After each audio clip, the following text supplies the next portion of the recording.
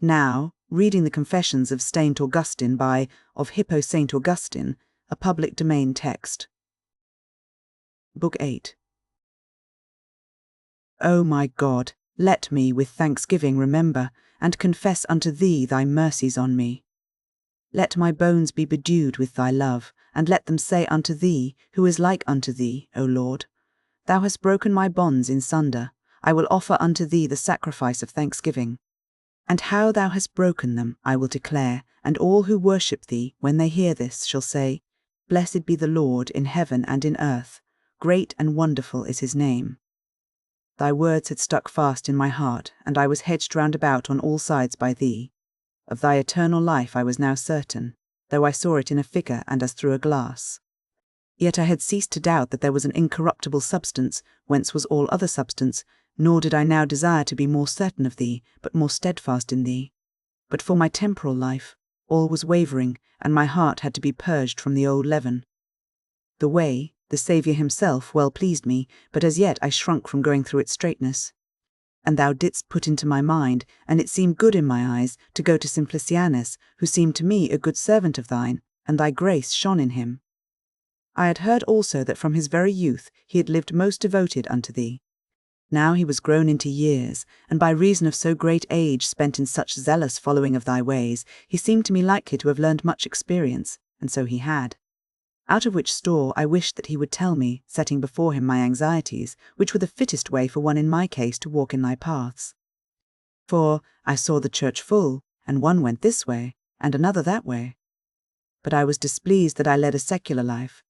Yea, now that my desires no longer inflamed me, as of old, with hopes of honour and profit, a very grievous burden it was to undergo so heavy a bondage. For, in comparison of Thy sweetness, and the beauty of Thy house which I loved, those things delighted me no longer. But still, I was enthralled with the love of woman, nor did the apostle forbid me to marry, although he advised me to something better, chiefly wishing that all men were as himself was. But I, being weak, chose the more indulgent place, and because of this alone, was tossed up and down in all beside, faint and wasted with withering cares, because in other matters I was constrained against my will to conform myself to a married life, to which I was given up and enthralled. I had heard from the mouth of the truth that there were some eunuchs which had made themselves eunuchs for the kingdom of heaven's sake, but, saith he, let him who can receive it, receive it. Surely vain are all men who are ignorant of God, and could not out of the good things which are seen find out Him who is good. But I was no longer in that vanity, I had surmounted it, and by the common witness of all Thy creatures had found Thee, our Creator, and Thy Word, God with Thee, and together with Thee one God, by whom Thou createdst all things. There is yet another kind of ungodly, who, knowing God, glorified Him not as God, neither were thankful. Into this also had I fallen, but Thy right hand upheld me, and took me thence, and Thou placedst me where I might recover. For Thou hast said unto man, Behold, the fear of the Lord is wisdom, and desire not to seem wise, because they who affirmed themselves to be wise became fools. But I had now found the goodly pearl, which, selling all that I had, I ought to have bought, and I hesitated. To Simplicianus then I went, the father of Ambrose, a bishop now, in receiving Thy grace, and whom Ambrose truly loved as a father. To him I related the mazes of my wanderings. But when I mentioned that I had read certain books of the Platonists, which Victorinus, sometime rhetoric professor of Rome, who had died a Christian as I had heard, had translated into Latin, he testified his joy that I had not fallen upon the writings of other philosophers, full of fallacies and deceits, after the rudiments of this world, whereas the Platonists many ways led to the belief in God and His word. Then to exhort me to the humility of Christ, hidden from the wise, and revealed to little ones, he spoke of Victorinus himself, whom while at Rome he had most intimately known, and of him he related what I will not conceal. For it contains great praise of Thy grace, to be confessed unto Thee, how that aged man, most learned and skilled in the liberal sciences, and who had read and weighed so many works of the philosophers, the instructor of so many noble senators, who also, as a monument of his excellent discharge of his office, had, which men of this world esteem a high honour, both deserved and obtained a statue in the Roman Forum. He, to that age, a worshipper of idols, and a partaker of the sacrilegious rites, to which almost all the nobility of Rome were given up, and had inspired the people with the love of Anubis, barking deity, and all the monster gods of every kind, who fought against Neptune, Venus, and Minerva, whom Rome once conquered, now adored, all which the aged Victorinus had with thundering eloquence so many years defended. He now blushed not to be the child of thy Christ, and the new-born babe of thy fountain, submitting his neck to the yoke of humility, and subduing his forehead to the reproach of the cross. O Lord, Lord, which hast bowed the heavens and come down, touched the mountains, and they did smoke, by what means didst thou convey thyself into that breast? He used to read, as Simplicianus said, the Holy Scripture, most studiously sought and searched into all the Christian writings, and said to Simplicianus, not openly but privately and as a friend, "Understand that I am already a Christian." Whereto he answered, "I will not believe it, nor will I rank you among Christians, unless I see you in the Church of Christ." The other, in banter, replied, "Do walls then make Christians?" And this he often said, that he was already a Christian, and Simplicianus as often made the same answer, and the conceit of the walls was by the other as often renewed. For he feared to offend his friends, proud Damon worshippers, from the height of whose Babylonian dignity, as from cedars of Libanus, which the Lord had not yet broken down, he supposed the weight of enmity would fall upon him.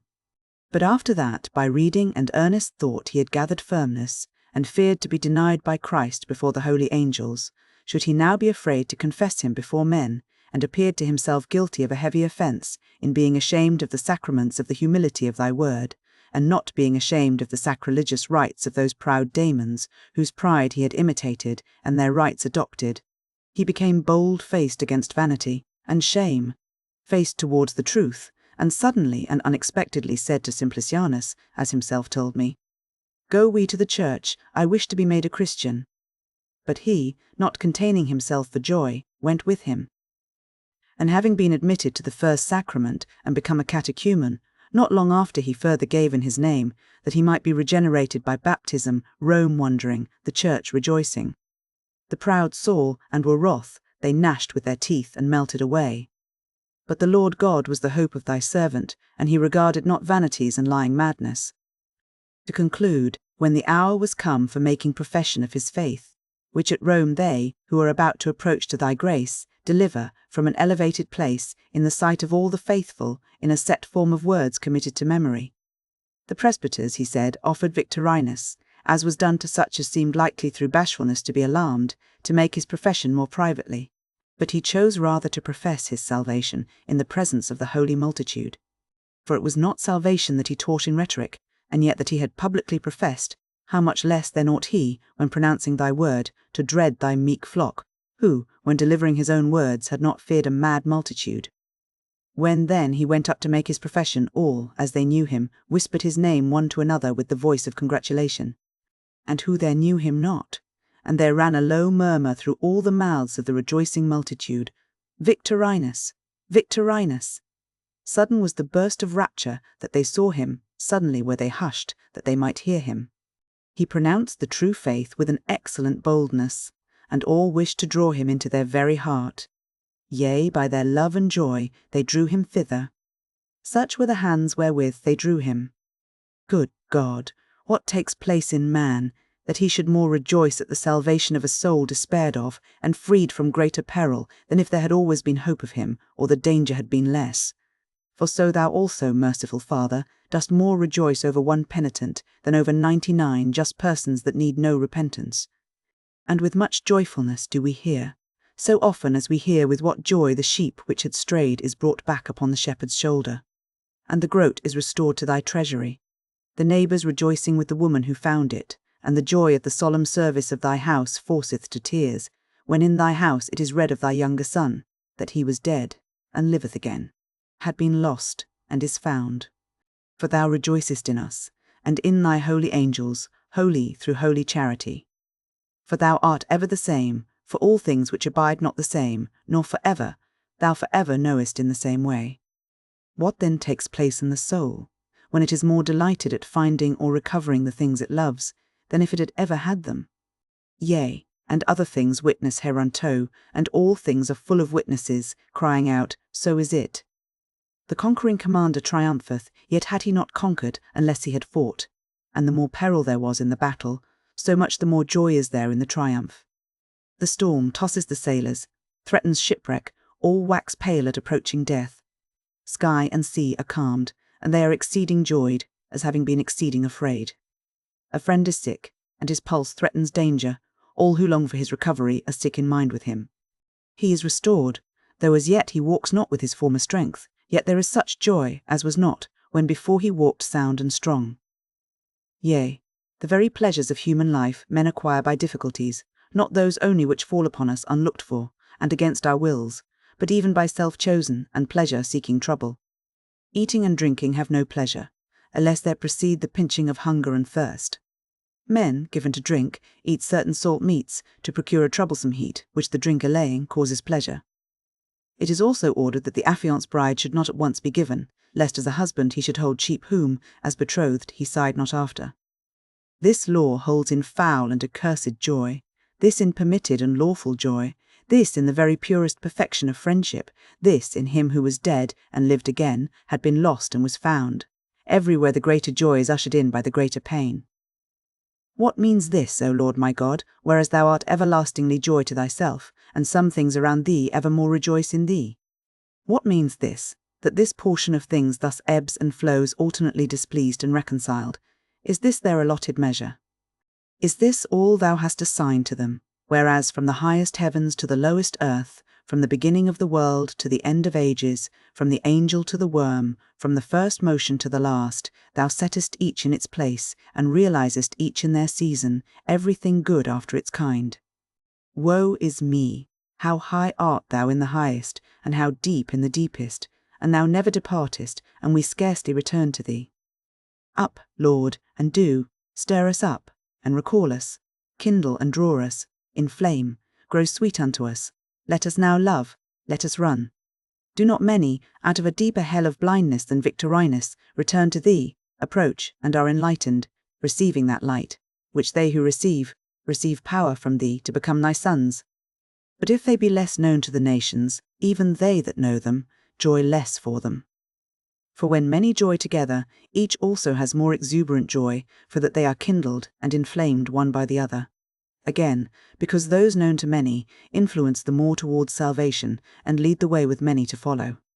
And therefore do they also who preceded them much rejoice in them, because they rejoice not in them alone. For far be it, that in thy tabernacle the persons of the rich should be accepted before the poor, or the noble before the ignoble, seeing rather thou hast chosen the weak things of the world to confound the strong, and the base things of this world. And the things despised hast thou chosen, and those things which are not, that thou mightest bring to naught things that are. And yet even that least of thy apostles, by whose tongue thou soundedst forth these words, when through his warfare, Pallas the proconsul, his pride conquered, was made to pass under the easy yoke of thy Christ, and became a provincial of the great king, he also for his former name Saul, was pleased to be called Paul, in testimony of so great a victory. For the enemy is more overcome in one, of whom he hath more hold, by whom he hath hold of more. But the proud he hath more hold of, through their nobility, and by them of more through their authority. By how much the more welcome then the heart of Victorinus was esteemed, which the devil had held as an impregnable possession, the tongue of Victorinus, with which mighty and keen weapon he had slain many, so much the more abundantly ought thy sons to rejoice, for that our king hath bound the strong man, and they saw his vessels taken from him and cleansed, and made meet for thy honour, and become serviceable for the Lord, unto every good work. But when that man of thine, Simplicianus, related to me this of Victorinus, I was on fire to imitate him, for this very end had he related it. But when he had subjoined also, how in the days of the Emperor Julian a law was made, whereby Christians were forbidden to teach the liberal sciences or oratory, and how he, obeying this law, chose rather to give over the wordy school than thy word, by which thou makest eloquent the tongues of the dumb, he seemed to me not more resolute than blessed, in having thus found opportunity to wait on thee only. Which thing I was sighing for, bound as I was, not with another's irons, but by my own iron will. My will the enemy held, and thence had made a chain for me and bound me. For of a forward will was a lust made, and a lust served, became custom, and custom not resisted, became necessity. By which links, as it were, joined together, whence I called it a chain, a hard bondage held me enthralled. But that new will which had begun to be in me, freely to serve thee, and to wish to enjoy thee, O God, the only assured pleasantness, was not yet able to overcome my former wilfulness, strengthened by age. Thus did my two wills, one new, and the other old, one carnal, the other spiritual, struggle within me, and by their discord undid my soul. Thus I understood, by my own experience, what I had read, how the flesh lusteth against the spirit, and the spirit against the flesh. Myself verily either way, yet more myself, in that which I approved in myself, than in that which in myself I disapproved. For in this last it was now for the more part not myself, because in much I rather endured against my will than acted willingly. And yet it was through me that custom had obtained this power of warring against me, because I had come willingly whither I willed not. And who has any right to speak against it, if just punishment follow the sinner? Nor had I now any longer my former plea, that I therefore as yet hesitated to be above the world and serve thee, for that the truth was not altogether ascertained to me, for now it too was. But I still under service to the earth, refused to fight under thy banner, and feared as much to be freed of all encumbrances as we should fear to be encumbered with it. Thus with the baggage of this present world was I held down pleasantly, as in sleep, and the thoughts wherein I meditated on thee were like the efforts of such as would awake, who yet overcome with a heavy drowsiness are again drenched therein. And as no one would sleep forever, and in all men's sober judgment waking is better, yet a man for the most part, feeling a heavy lethargy in all his limbs, defers to shake off sleep, and though half displeased, yet, even after it is time to rise, with pleasure yields to it, so was I assured that much better were it for me to give myself up to thy charity, than to give myself over to mine own cupidity. But though the former course satisfied me, and gained the mastery, the latter pleased me, and held me mastered. Nor had I anything to answer thee calling to me, Awake, thou that sleepest, and arise from the dead, and Christ shall give thee light. And when thou didst on all sides show me that what thou saidst was true, I, convicted by the truth, had nothing at all to answer, but only those dull and drowsy words, anon, anon, presently, leave me but a little. But presently, had no present. And my little while went on for a long while, in vain I delighted in thy law according to the inner man, when another law in my members rebelled against the law of my mind, and led me captive unto the law of sin which was in my members. For the law of sin is the violence of custom, whereby the mind is drawn and holden, even against its will, but deservedly, for that it willingly fell into it. Who then should deliver me thus wretched from the body of this death, but thy grace only, through Jesus Christ our Lord? And how thou didst deliver me out of the bonds of desire, wherewith I was bound most straitly to carnal concupiscence, and out of the drudgery of worldly things, I will now declare, and confess unto thy name, O Lord, my helper and my redeemer. Amid increasing anxiety, I was doing my wonted business, and daily sighing unto thee. I attended thy church, whenever free from the business under the burden of which I groaned. Alypius was with me, now after the third sitting released from his law business, and awaiting to whom to sell his counsel, as I sold the skill of speaking, if indeed teaching can impart it. Nebridius had now, in consideration of our friendship, consented to teach under Verecundus, a citizen and a grammarian of Milan, and a very intimate friend of us all, who urgently desired, and by the right of friendship challenged from our company, such faithful aid as he greatly needed. Nebridius then was not drawn to this by any desire of advantage, for he might have made much more of his learning had he so willed, but as a most kind and gentle friend he would not be wanting to a good office, and slight our request. But he acted herein very discreetly, shunning to become known to personages great according to this world, avoiding the distraction of mind thence ensuing, and desiring to have it free and at leisure, as many hours as might be, to seek, or read, or hear something concerning wisdom. Upon a day then, Nebridius being absent, I recollect not why, lo, there came to see me and Alypius one Pontitianus, our countryman so far as being an African, in high office in the emperor's court. What he would with us I know not, but we sat down to converse, and it happened that upon a table for some game, before us, he observed a book, took, opened it, and contrary to his expectation, found it the Apostle Paul, for he thought it some of those books which I was wearing myself in teaching. Whereat smiling, and looking at me, he expressed his joy and wonder that he had on a sudden found this book, and this only before my eyes. For he was a Christian, and baptized, and often bowed himself before thee, our God, in the church, in frequent and continued prayers. When then I had told him that I bestowed very great pains upon those scriptures, a conversation arose, suggested by his account, on Antony the Egyptian monk, whose name was in high reputation among thy servants, though to that hour unknown to us. Which when he discovered, he dwelt the more upon that subject, informing and wondering at our ignorance of one so eminent. But we stood amazed, hearing thy wonderful works most fully attested, in times so recent, and almost in our own, wrought in the true faith and Church Catholic. We all wondered, we, that they were so great, and he, that they had not reached us. Thence his discourse turned to the flocks in the monasteries, and their holy ways, a sweet-smelling savour unto thee, and the fruitful deserts of the wilderness, whereof we knew nothing. And there was a monastery at Milan, full of good brethren, without the city walls, under the fostering care of Ambrose, and we knew it not. He went on with his discourse, and we listened in intense silence. He told us then how one afternoon at Triers, when the emperor was taken up with the Circensian games, he and 3 others, his companions, went out to walk in gardens near the city walls, and there, as they happened to walk in pairs, one went apart with him, and the other 2 wandered by themselves.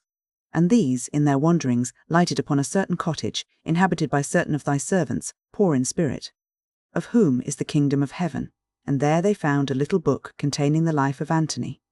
This one of them began to read, admire, and kindle at it, and as he read, to meditate on taking up such a life, and giving over his secular service to serve thee. And these 2 were of those whom they style agents for the public affairs. Then suddenly, filled with a holy love, and a sober shame, in anger with himself cast his eyes upon his friend, saying, Tell me, I pray thee, what would we attain by all these labours of ours? What aim we at? What serve we for? Can our hopes in court rise higher than to be the emperor's favourites? And in this, what is there not brittle and full of perils? And by how many perils arrive we at a greater peril, and when arrive we thither? But a friend of God, if I wish it, I become now at once. So spake he. And in pain with the travail of a new life, he turned his eyes again upon the book, and read on, and was changed inwardly, where thou sawest, and his mind was stripped of the world, as soon appeared. For as he read, and rolled up and down the waves of his heart, he stormed at himself a while, then discerned, and determined on a better course. And now being thine, said to his friend, now have I broken loose from those our hopes, and am resolved to serve God. And this, from this hour, in this place, I begin upon. If thou likest not to imitate me, oppose not. The other answered, he would cleave to him, to partake so glorious a reward, so glorious a service. Thus both being now thine, were building the tower at the necessary cost, the forsaking all that they had, and following thee. Then Pontianus and the other with him, that had walked in other parts of the garden, came in search of them to the same place, and finding them, reminded them to return, for the day was now far spent. But they, relating their resolution and purpose, and how that will was begun and settled in them, begged them, if they would not join, not to molest them. But the others, though nothing altered from their former selves, did yet bewail themselves, as he affirmed, and piously congratulated them, recommending themselves to their prayers, and so, with hearts lingering on the earth, went away to the palace. But the other 2, fixing their heart on heaven, remained in the cottage, and both had affianced brides, who when they heard hereof, also dedicated their virginity unto God. Such was the story of Pontianus. But thou, O Lord, while he was speaking, didst turn me round towards myself, taking me from behind my back where I had placed me, unwilling to observe myself, and setting me before my face, that I might see how foul I was, how crooked and defiled, bespotted and ulcerous. And I beheld and stood aghast, and whither to flee from myself I found not. And if I sought to turn mine eye from off myself, he went on with his relation, and thou again didst set me over against myself, and thrustedst me before my eyes, that I might find out mine iniquity, and hate it. I had known it, but made as though I saw it not, winked at it, and forgot it. But now, the more ardently I loved those whose healthful affections I heard of, that they had resigned themselves wholly to thee to be cured, the more did I abhor myself when compared with them. For many of my years, some 12, had now run out with me since my 19th, when, upon the reading of Cicero's Hortensius, I was stirred to an earnest love of wisdom, and still I was deferring to reject mere earthly felicity, and give myself to search out that, whereof not the finding only, but the very search, was to be preferred to the treasures and kingdoms of the world, though already found, and to the pleasures of the body, though spread around me at my will. But I, wretched, most wretched, in the very commencement of my early youth, had begged chastity of thee, and said, Give me chastity and continency, only not yet. For I feared lest thou shouldest hear me soon, and soon cure me of the disease of concupiscence, which I wished to have satisfied rather than extinguished. And I had wandered through crooked ways in a sacrilegious superstition, not indeed assured thereof, but as preferring it to the others which I did not seek religiously, but opposed maliciously. And I had thought that I therefore deferred from day to day to reject the hopes of this world, and follow thee only, because there did not appear aught certain whither to direct my course. And now was the day come wherein I was to be laid bare to myself, and my conscience was to upbraid me. Where art thou now, my tongue? Saidst that for an uncertain truth thou likest not to cast off the baggage of vanity, now it is certain, and yet that burden still oppresseth thee, while they who neither have so worn themselves out with seeking it, nor for often years and more have been thinking thereon, have had their shoulders lightened and received wings to fly away. Thus was I gnawed within, and exceedingly confounded with a horrible shame, while Simplicianus was so speaking. And he, having brought to a close his tale, and the business he came for, went his way, and I into myself. What said I not against myself? With what scourges of condemnation lashed I not my soul, that it might follow me, striving to go after thee? Yet it drew back, refused, but excused not itself. All arguments were spent and confuted. There remained a mute shrinking, and she feared, as she would death, to be restrained from the flux of that custom whereby she was wasting to death. Then in this great contention of my inward dwelling, which I had strongly raised against my soul, in the chamber of my heart, troubled in mind and countenance, I turned upon Alypius. What ails us? I exclaim. What is it? What heardest thou? The unlearned start up and take heaven by force, and we with our learning and without heart, lo, where we wallow in flesh and blood. Are we ashamed to follow, because others are gone before, and not ashamed not even to follow? Some such words I uttered, and my fever of mind tore me away from him, while he, gazing on me in astonishment, kept silence. For it was not my wonted tone, and my forehead, cheeks, eyes, colour, tone of voice, spake my mind more than the words I uttered. A little garden there was to our lodging, which we had the use of, as of the whole house, for the master of the house, our host, was not living there. Thither had the tumult of my breast hurried me, where no man might hinder the hot contention wherein I had engaged with myself, until it should end as thou knewest, I knew not. Only I was healthfully distracted and dying, to live, knowing what evil thing I was, and not knowing what good thing I was shortly to become. I retired then into the garden, and Alypius on my steps, for his presence did not lessen my privacy, or how could he forsake me so disturbed? We sate down as far removed as might be from the house. I was troubled in spirit, most vehemently indignant that I entered not into thy will and covenant, O my God, which all my bones cried out unto me to enter, and praised it to the skies. And therein we enter not by ships or chariots or feet, no, move not so far as I had come from the house to that place where we were sitting. For, not to go only, but to go in thither was nothing else, but to will to go, but to will resolutely and thoroughly, not to turn and toss, this way and that, a maimed and half-divided will, struggling, with one part sinking as another rose. Lastly, in the very fever of my irresoluteness, I made with my body many such motions as men sometimes would, but cannot, if either they have not the limbs, or these be bound with bands, weakened with infirmity, or any other way hindered. Thus, if I tore my hair, beat my forehead, if locking my fingers I clasped my knee, I willed, I did it. But I might have willed, and not done it, if the power of motion in my limbs had not obeyed. So many things then I did, when to will was not in itself to be able. And I did not what both I longed incomparably more to do, and which soon after, when I should will, I should be able to do, because soon after, when I should will thoroughly. For in these things, the ability was one with the will, and to will was to do, and yet was it not done? And more easily did my body obey the weakest willing of my soul, in moving its limbs at its nod, than the soul obeyed itself to accomplish in the will alone, this its momentous will. Whence is this monstrousness, and to what end? Let thy mercy gleam that I may ask, if so be the secret penalties of men, and those darkest pangs of the sons of Adam may perhaps answer me. Whence is this monstrousness, and to what end? The mind commands the body, and it obeys instantly. The mind commands itself, and is resisted. The mind commands the hand to be moved, and such readiness is there that command is scarce distinct from obedience. Yet the mind is mind, the hand is body. The mind commands the mind, its own self, to will, and yet it doth not.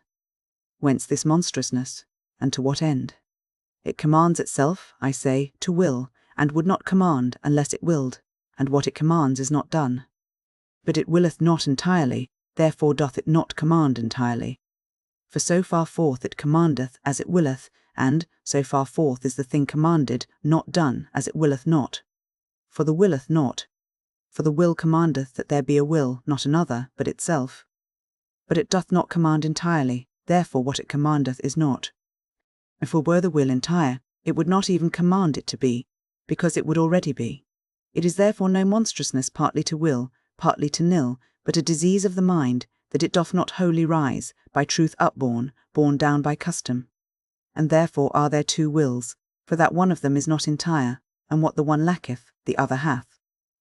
Let them perish from thy presence, O God, as perish vain talkers and seducers of the soul, who observing that in deliberating there were two wills, affirm that there are two minds in us of two kinds, one good, the other evil. Themselves are truly evil, when they hold these evil things, and themselves shall become good when they hold the truth and assent unto the truth, that thy apostle may say to them, Ye were sometimes darkness, but now light in the Lord. But they, wishing to be light, not in the Lord, but in themselves, imagining the nature of the soul to be that which God is, are made more gross darkness through a dreadful arrogancy, for that they went back farther from thee, the true light that enlightened every man that cometh into the world. Take heed what you say, and blush for shame, draw near unto him, and be enlightened, and your faces shall not be ashamed. Myself, when I was deliberating upon serving the Lord my God now, as I had long purposed, it was I who willed, I who nilled, I myself. I neither willed entirely, nor nilled entirely. Therefore was I at strife with myself, and rent asunder by myself. And this rent befell me against my will, and yet indicated, not the presence of another mind, but the punishment of my own. Therefore it was no more I that wrought it, but sin that dwelt in me, the punishment of a sin more freely committed, in that I was a son of Adam. For if there be so many contrary natures as there be conflicting wills, there shall now be not two only, but many. If a man deliberate whether he should go to their conventicle or to the theatre, these Manichees cry out, Behold, here are two natures, one good, draws this way, another bad, draws back that way. For whence else is this hesitation between conflicting wills? But I say that both be bad, that which draws to them, as that which draws back to the theatre. But they believe not that will to be other than good, which draws to them. What then, if one of us should deliberate, and amid the strife of his two wills be in a strait, whether he should go to the theatre or to our church? Would not these Manichees also be in a strait what to answer? For either they must confess, which they fain would not, that the will which leads to our church is good, as well as theirs, who have received and are held by the mysteries of theirs, or they must suppose two evil natures and two evil souls conflicting in one man, and it will not be true, which they say, that there is one good and another bad, or they must be converted to the truth, and no more deny that where one deliberates, one soul fluctuates between contrary wills. Let them no more say then, when they perceive two conflicting wills in one man, that the conflict is between two contrary souls, of two contrary substances, from two contrary principles, one good and the other bad. For thou, O true God, dost disprove, check, and convict them, as when, both wills being bad, one deliberates whether he should kill a man by poison or by the sword, whether he should seize this or that estate of another's, when he cannot both, whether he should purchase pleasure by luxury, or keep his money by covetousness, whether he go to the circus or the theatre, if both be open on one day. Now thirdly, to rob another's house, if he have the opportunity, or fourthly, to commit adultery, if at the same time he have the means thereof also, all these meeting together in the same juncture of time, and all being equally desired, which cannot at one time be acted, for they rend the mind amid four, or even, amid the vast variety of things desired, more conflicting wills. Nor do they yet allege that there are so many divers substances. So also in wills which are good, for I ask them, is it good to take pleasure in reading the Apostle, or good to take pleasure in a sober psalm, or good to discourse on the gospel? They will answer to each, It is good. What then if all give equal pleasure, and all at once? Do not divers wills distract the mind, while he deliberates which he should rather choose? Yet are they all good, and are at variance till one be chosen, whither the one entire will may be born, which before was divided into many. Thus also when, above, eternity delights us, and the pleasure of temporal good holds us down below, it is the same soul which willeth not this or that with an entire will, and therefore is rent asunder with grievous perplexities, while out of truth it sets this first, but out of habit sets not that aside. Thus soul-sick was I, and tormented, accusing myself much more severely than my wont, rolling and turning me in my chain, till that were wholly broken, whereby I now was but just, but still was, held.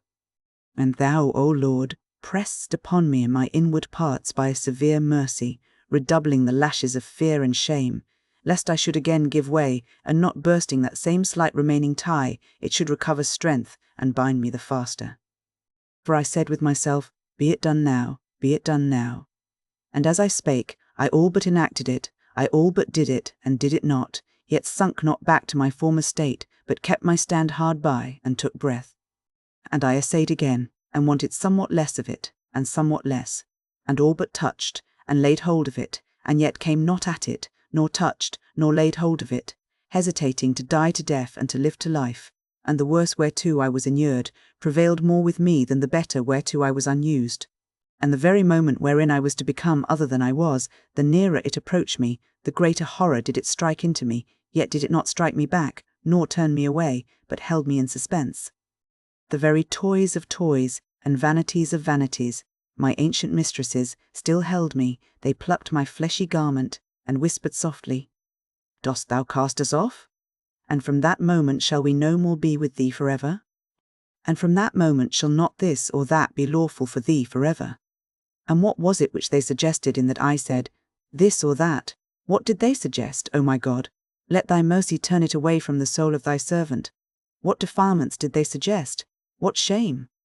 And now I much less than half heard them, and not openly showing themselves and contradicting me, but muttering as it were behind my back, and privily plucking me as I was departing, but to look back on them.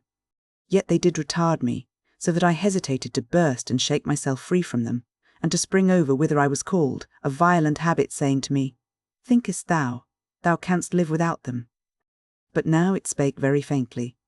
For on that side, whither I had set my face, and whither I trembled to go, there appeared unto me the chaste dignity of continency, serene, yet not relaxedly, gay, honestly alluring me to come and doubt not, and stretching forth to receive and embrace me, her holy hands full of multitudes of good examples.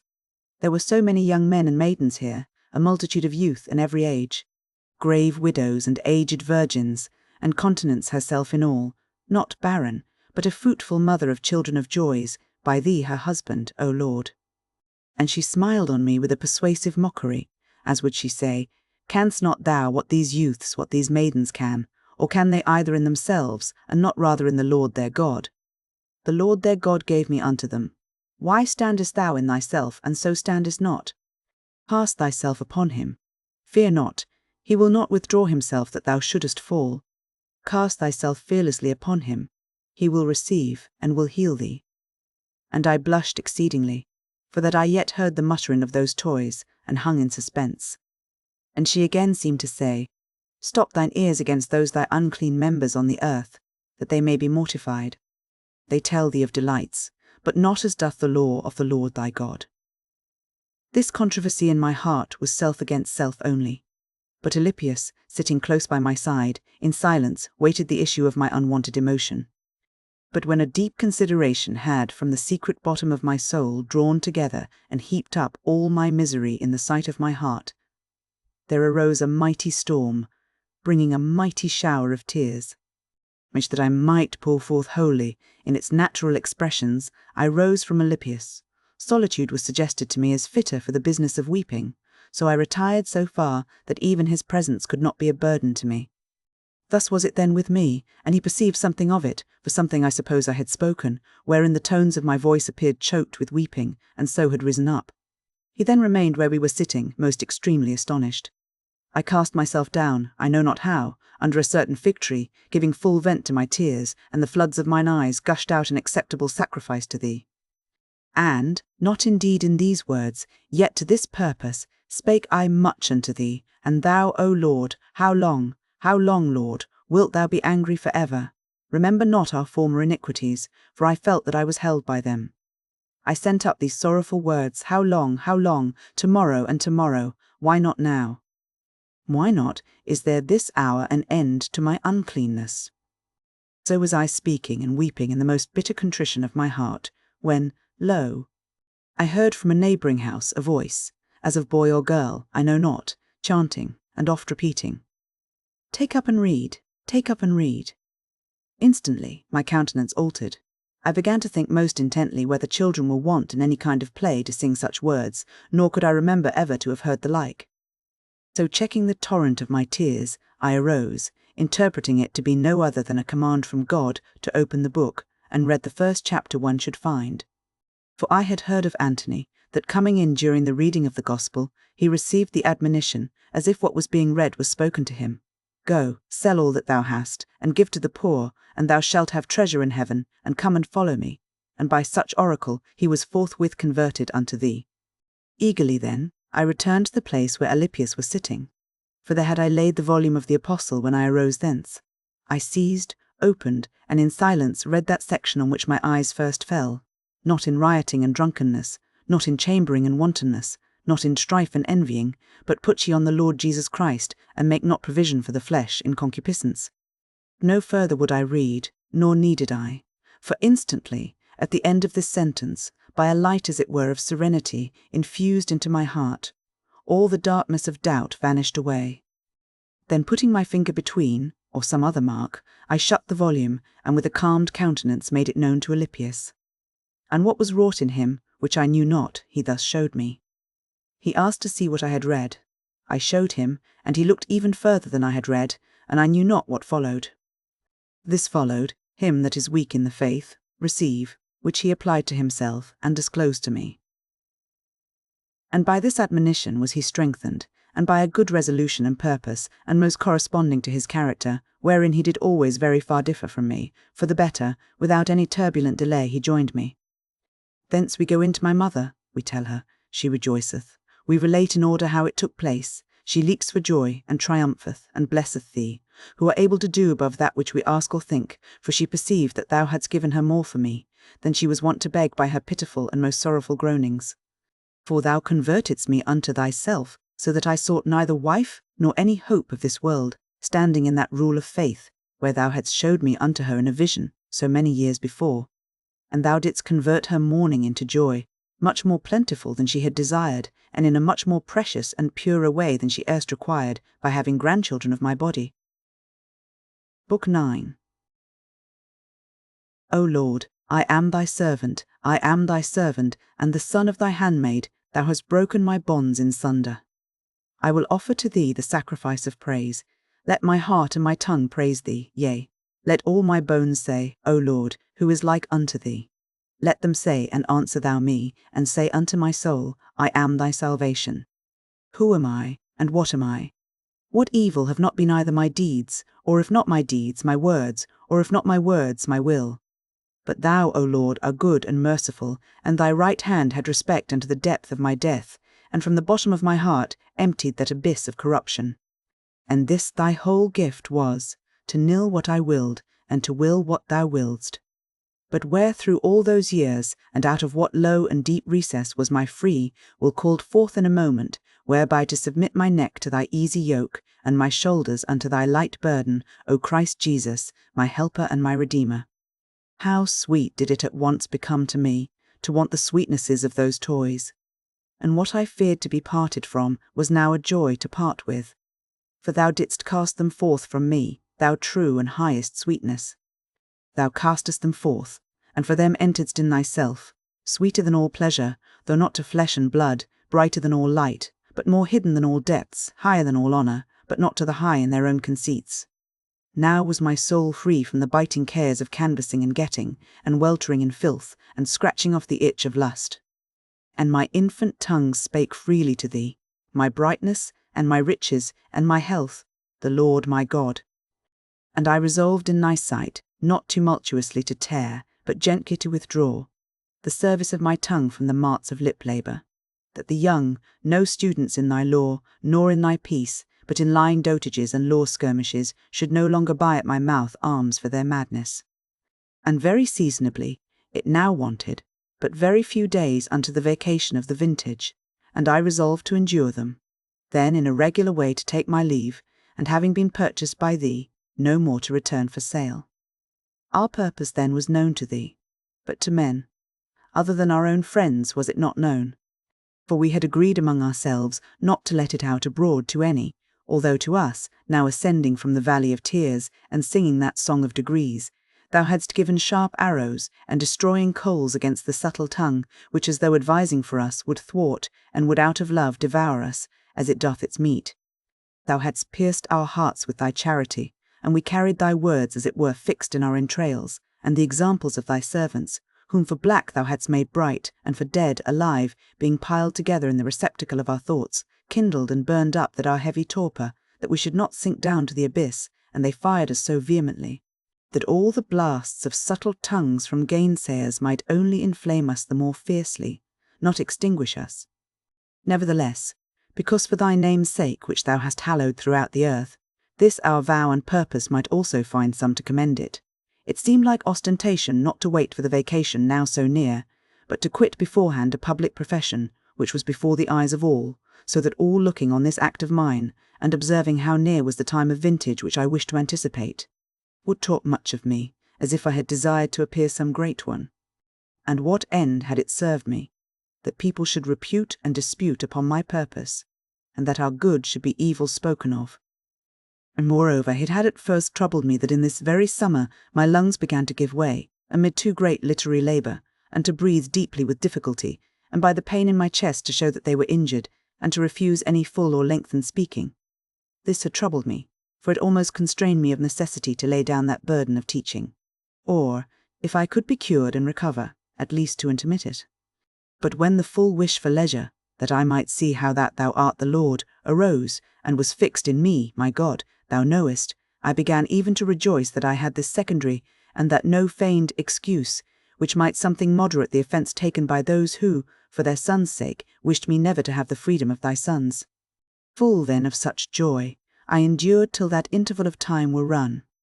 It may have been some 20 days, yet they were endured manfully, endured, for the covetousness which aforetime bore a part of this heavy business had left me, and I remained alone, and had been overwhelmed, had not patience taken its place. Perchance, some of thy servants, my brethren, may say that I sinned in this, that with a heart fully set on thy service, I suffered myself to sit even 1 hour in the chair of lies.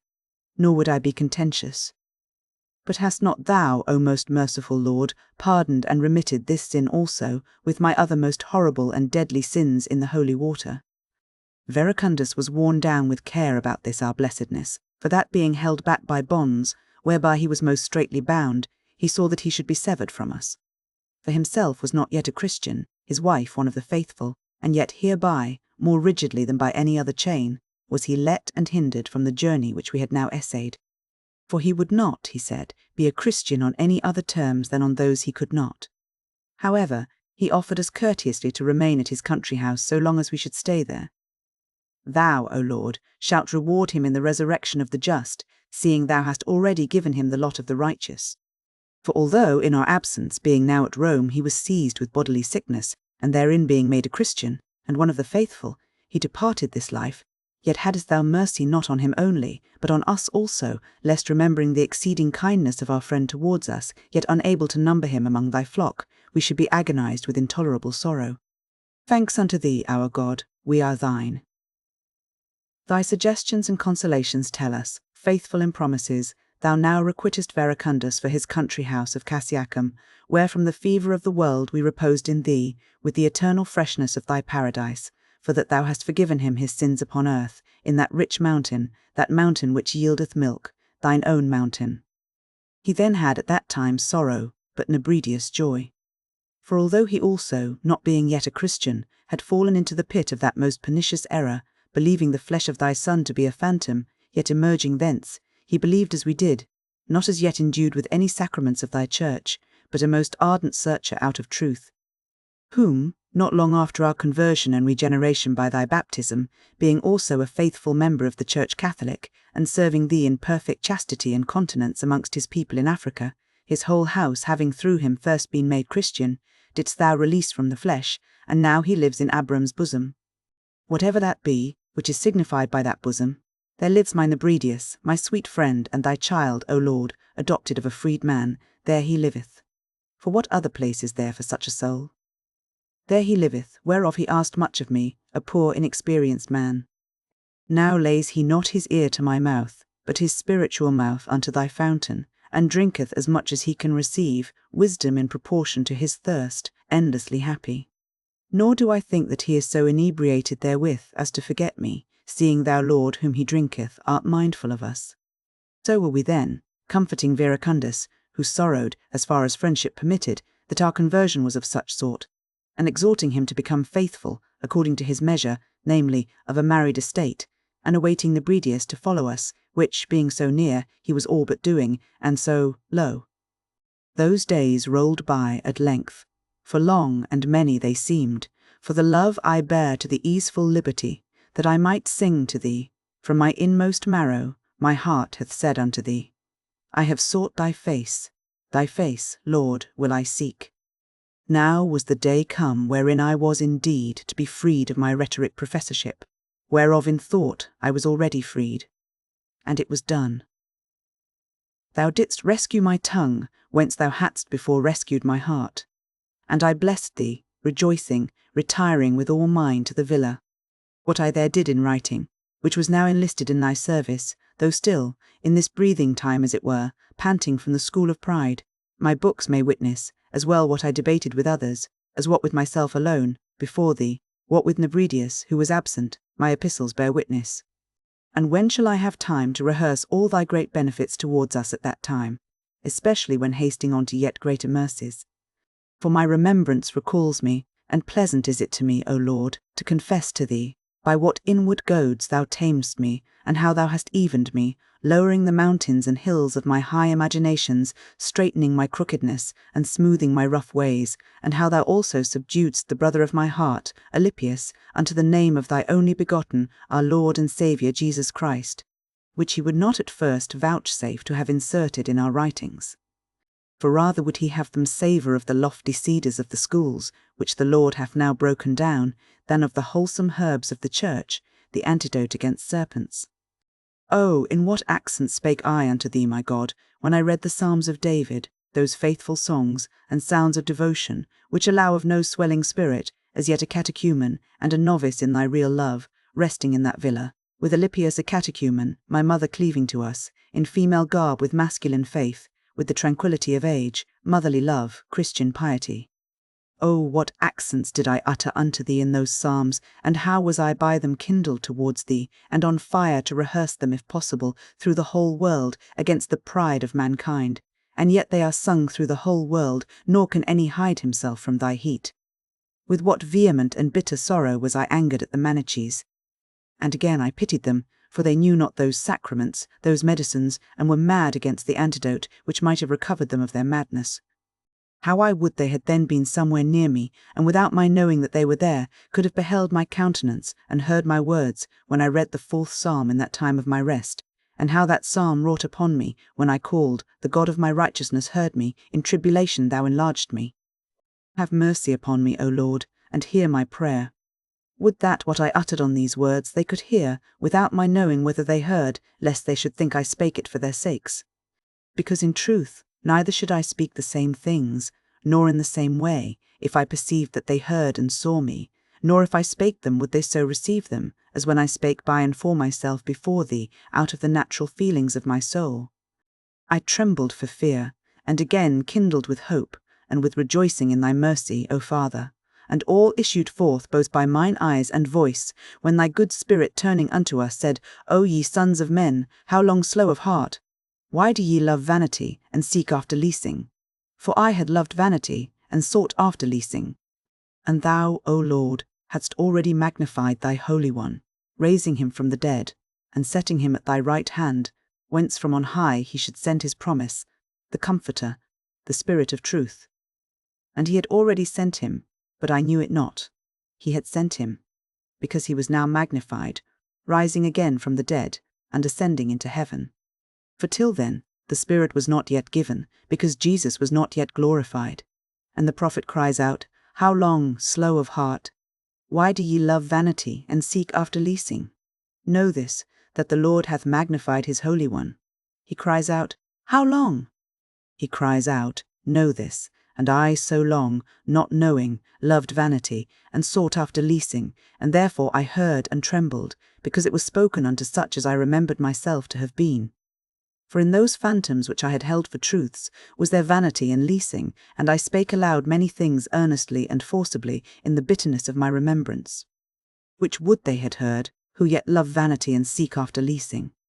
They would perchance have been troubled, and have vomited it up, and thou wouldest hear them when they cried unto thee, For by a true death in the flesh did he die for us, who now intercedeth unto thee for us. I further read, Be angry, and sin not. And how was I moved, O my God, who had now learned to be angry at myself for things past, that I might not sin in time to come? Yea, to be justly angry, for that it was not another nature of a people of darkness which sinned for me, as they say who are not angry at themselves, and treasure up wrath against the day of wrath, and of the revelation of thy just judgment. Nor were my good things now without, nor sought with the eyes of flesh in that earthly sun, for they that would have joy from without soon become vain, and waste themselves on the things seen and temporal, and in their famished thoughts do lick their very shadows. Oh, that they were wearied out with their famine, and said, Who will show us good things? And we would say, and they hear, The light of thy countenance is sealed upon us. For we are not that light which enlighteneth every man, but we are enlightened by thee, that having been sometimes darkness, we may be light in thee. Oh, that they could see the eternal internal, which having tasted, I was grieved that I could not show it them, so long as they brought me their heart in their eyes, roving abroad from thee, while they said, Who will show us good things? For there, where I was angry within myself in my chamber, where I was inwardly pricked, where I had sacrificed, slaying my old man and commencing the purpose of a new life, putting my trust in thee, there hadst thou begun to grow sweet unto me, and hadst put gladness in my heart. And I cried out as I read this outwardly, finding it inwardly. Nor would I be multiplied with worldly goods, wasting away time, and wasted by time, whereas I had in thy eternal simple essence other corn, and wine, and oil. And with a loud cry of my heart I cried out in the next verse, O in peace, O for the self-same. O what said he? I will lay me down and sleep, for who shall hinder us, when cometh to pass that saying which is written, Death is swallowed up in victory. And thou surpassingly art the self-same, who art not changed. And in thee is rest which forgetteth all toil. For there is none other with thee, nor are we to seek those many other things, which are not what thou art. But thou, Lord, alone hast made me dwell in hope. I read, and kindled, nor found I what to do to those deaf and dead, of whom myself had been, a pestilent person, a bitter and a blind bawler against those writings, which are onied with the honey of heaven, and lightsome with thine own light. And I was consumed with zeal at the enemies of this scripture. When shall I recall all which passed in those holy days? Yet neither have I forgotten, nor will I pass over the severity of thy scourge, and the wonderful swiftness of thy mercy. Thou didst then torment me with pain in my teeth, which when it had come to such height that I could not speak, it came into my heart to desire all my friends present to pray for me to thee, the God of all manner of health. And this I wrote on wax, and gave it them to read. Presently, so soon as with humble devotion we had bowed our knees, that pain went away. But what pain? Or how went it away? I was affrighted, O my Lord, my God, for from infancy I had never experienced the like. And the power of thy nod was deeply conveyed to me, and rejoicing in faith I praised thy name. And that faith suffered me not to be at ease about my past sins, which were not yet forgiven me by thy baptism. The vacation ended, I gave notice to the Milanese, to provide their scholars with another master to sell words to them. For that I had both made choice to serve thee, and through my difficulty of breathing and pain in my chest was not equal to the professorship. And by letters I signified to thy prelate, the holy man Ambrose, my former errors and present desires, begging his advice what of thy scriptures I had best read to become readier and fitter for receiving so great grace. He recommended Isaiah the prophet, I believe, because he above the rest is a more clear foreshower of the gospel and of the calling of the Gentiles. But I, not understanding the first lesson in him, and imagining the whole to be like it, laid it by, to be resumed when better practised in our Lord's own words. Thence, when the time was come wherein I was to give in my name, we left the country and returned to Milan.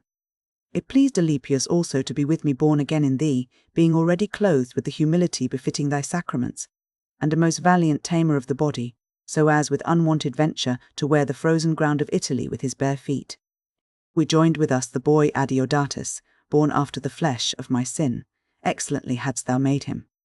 He was not quite 15, and in wit surpassed many grave and learned men. I confess unto thee thy gifts, O Lord my God, Creator of all, and abundantly able to reform our deformities, for I had no part in that boy, but the sin. And for that we brought him up in thy discipline. It was thou, none else, had inspired us with it. I confess unto thee thy gifts. There is a book of ours entitled The Master. It is a dialogue between him and me. Thou knowest that all there ascribed to the person conversing with me were his ideas, in his 16th year. Much besides, and yet more admirable, I found in him. That talent struck awe into me. And who but thou could be the workmaster of such wonders? Soon didst thou take his life from the earth, and I now remember him without anxiety, fearing nothing for his childhood or youth, or his whole self. Him we joined with us, our contemporary in grace, to be brought up in thy discipline, and we were baptized, and anxiety for our past life vanished from us. Nor was I sated in those days with the wondrous sweetness of considering the depth of thy counsels concerning the salvation of mankind. How did I weep in thy hymns and canticles, touched to the quick by the voices of thy sweet-attuned church! The voices flowed into mine ears, and the truth distilled into my heart, whence the affections of my devotion overflowed, and tears ran down, and happy was I therein. Not long had the Church of Milan begun to use this kind of consolation and exhortation, the brethren zealously joining with harmony of voice and hearts. For it was a year, or not much more, that Justina, mother to the Emperor Valentinian, a child, persecuted thy servant Ambrose in favour of her heresy, to which she was seduced by the Arians. The devout people kept watch in the church, ready to die with their bishop thy servant. There my mother, thy handmaid, bearing a chief part of those anxieties and watchings, lived for prayer. We, yet unwarmed by the heat of thy spirit, still were stirred up by the sight of the amazed and disquieted city. Then it was first instituted that after the manner of the Eastern churches, hymns and psalms should be sung, lest the people should wax faint through the tediousness of sorrow, and from that day to this the custom is retained, divers, yea, almost all, thy congregations, throughout other parts of the world following herein. Then didst thou by a vision discover to thy forenamed bishop where the bodies of Gervasius and Protasius the martyrs lay hid, whom thou hadst in thy secret treasury stored uncorrupted so many years, whence thou mightest seasonably produce them to repress the fury of a woman, but an empress. For when they were discovered and dug up, and with due honour translated to the Ambrosian Basilica, not only they who were vexed with unclean spirits, the devils confessing themselves, were cured, but a certain man who had for many years been blind, a citizen and well known to the city, asking and hearing the reason of the people's confused joy, sprang forth desiring his guide to lead him thither. Led thither, he begged to be allowed to touch with his handkerchief the bier of thy saints, whose death is precious in thy sight, which when he had done, and put to his eyes, they were forthwith opened. Thence did the fame spread, thence thy praises glowed, shone, thence the mind of that enemy, though not turned to the soundness of believing, was yet turned back from her fury of persecuting. Thanks to thee, O my God, whence and whither hast thou thus led my remembrance, that I should confess these things also unto thee? Which great though they be, I had passed by in forgetfulness. And yet then, when the odour of thy ointments was so fragrant, did we not run after thee? Therefore did I more weep among the singing of thy hymns, formerly sighing after thee, and at length breathing in thee, as far as the breath may enter into this our house of grass.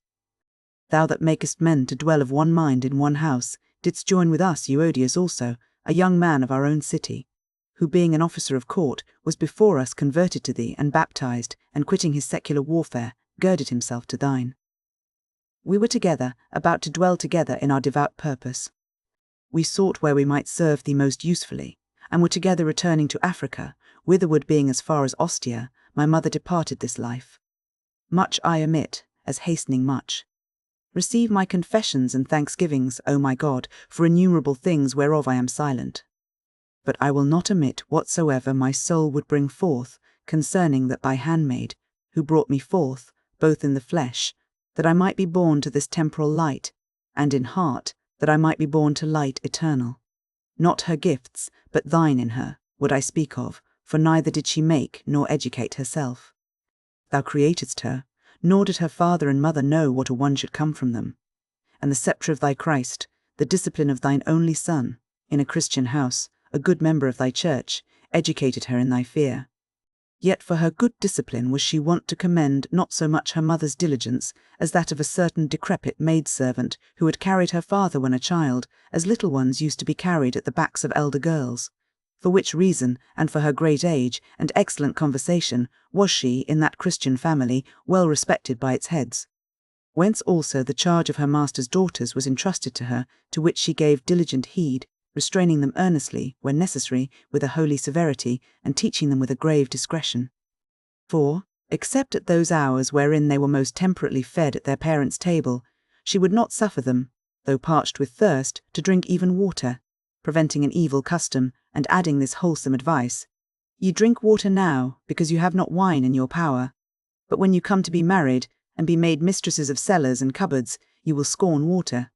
But the custom of drinking will abide. By this method of instruction, and the authority she had, she refrained the greediness of childhood, and moulded their very thirst to such an excellent moderation, that what they should not, that they would not. And yet, as thy handmaid told me her son, there had crept upon her a love of wine. For when, as the manner was, she, as though a sober maiden, was bidden by her parents to draw wine out of the hogshead, holding the vessel under the opening, before she poured the wine into the flagon, she sipped a little with the tip of her lips, for more her instinctive feelings refused. For this she did, not out of any desire of drink, but out of the exuberance of youth, whereby it boils over in mirthful freaks, which in youthful spirits are wont to be kept under by the gravity of their elders.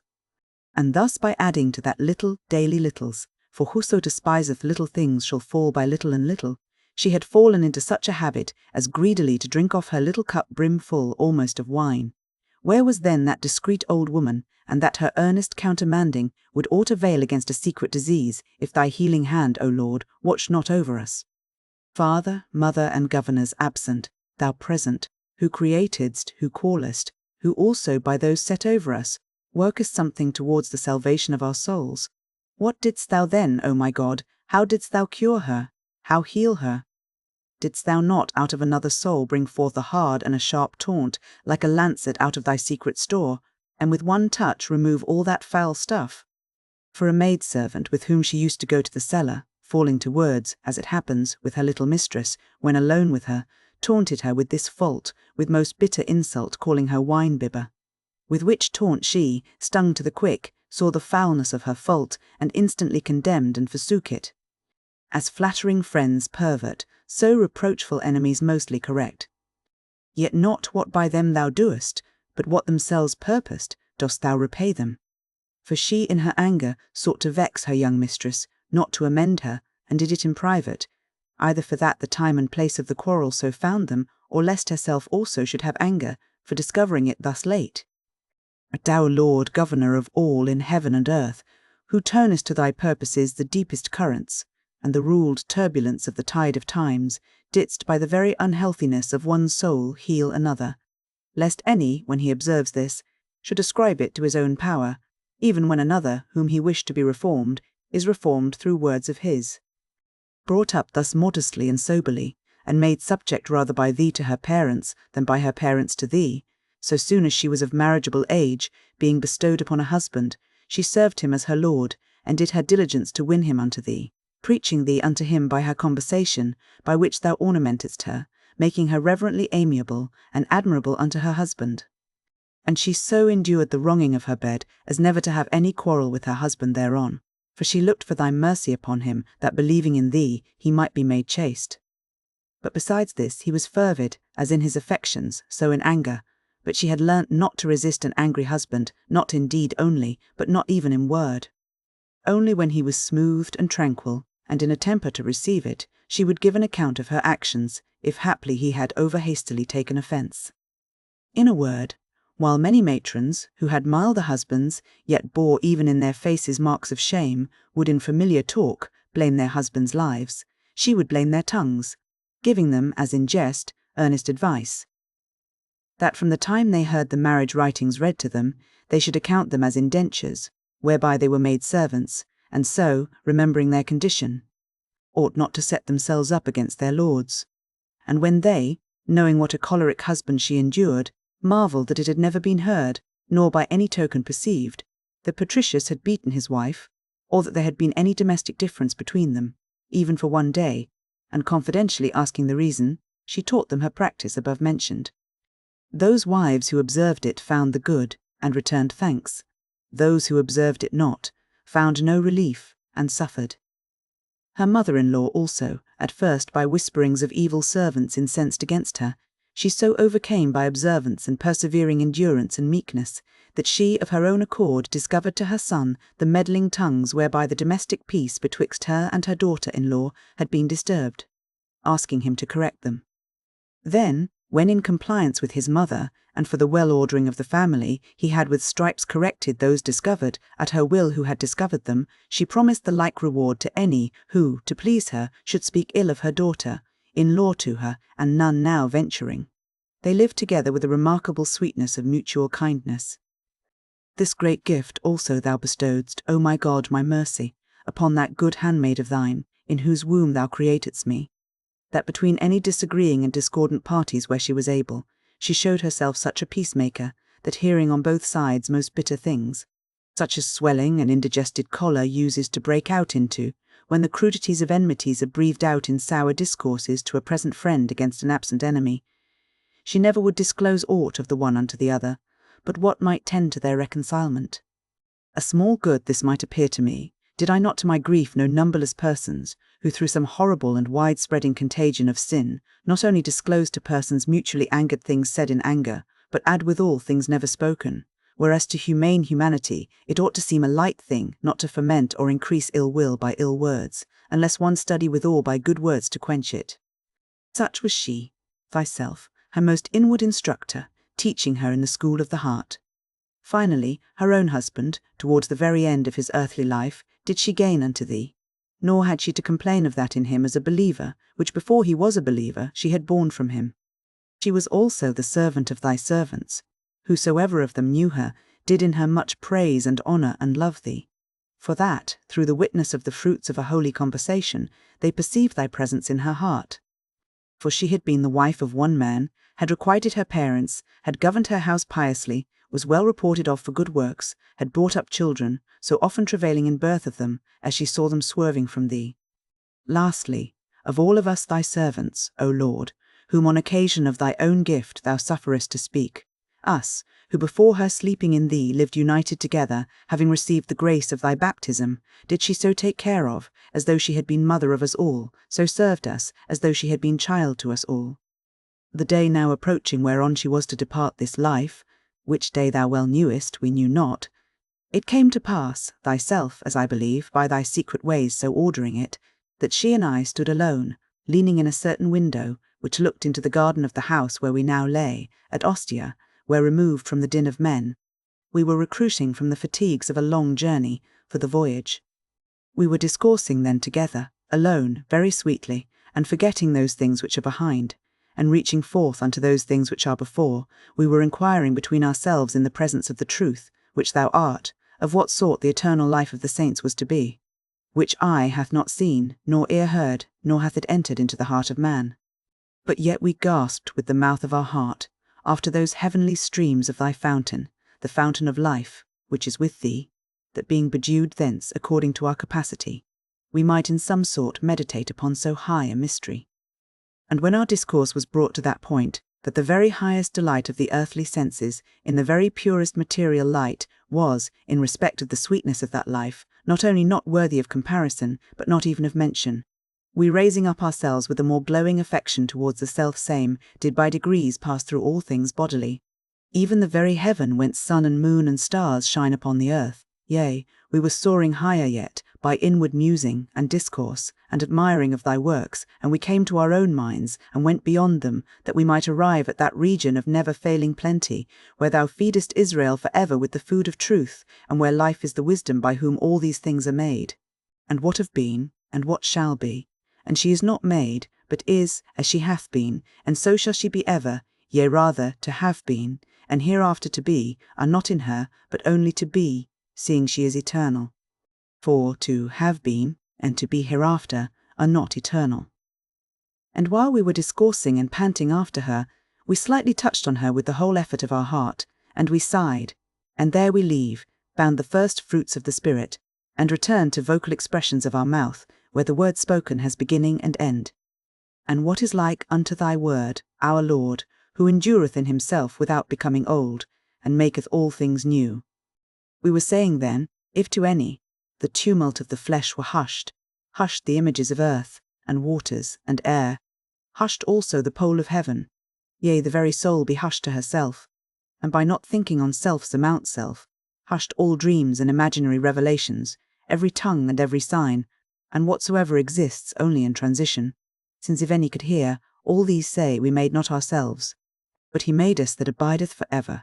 If then having uttered this, they too should be hushed, having roused only our ears to him who made them, and he alone speak, not by them but by himself, that we may hear his word, not through any tongue of flesh, nor angel's voice, nor sound of thunder, nor in the dark riddle of a similitude, but might hear whom in these things we love, might hear his very self without these, as we too now strained ourselves, and in swift thought touched on that eternal wisdom which abideth over all.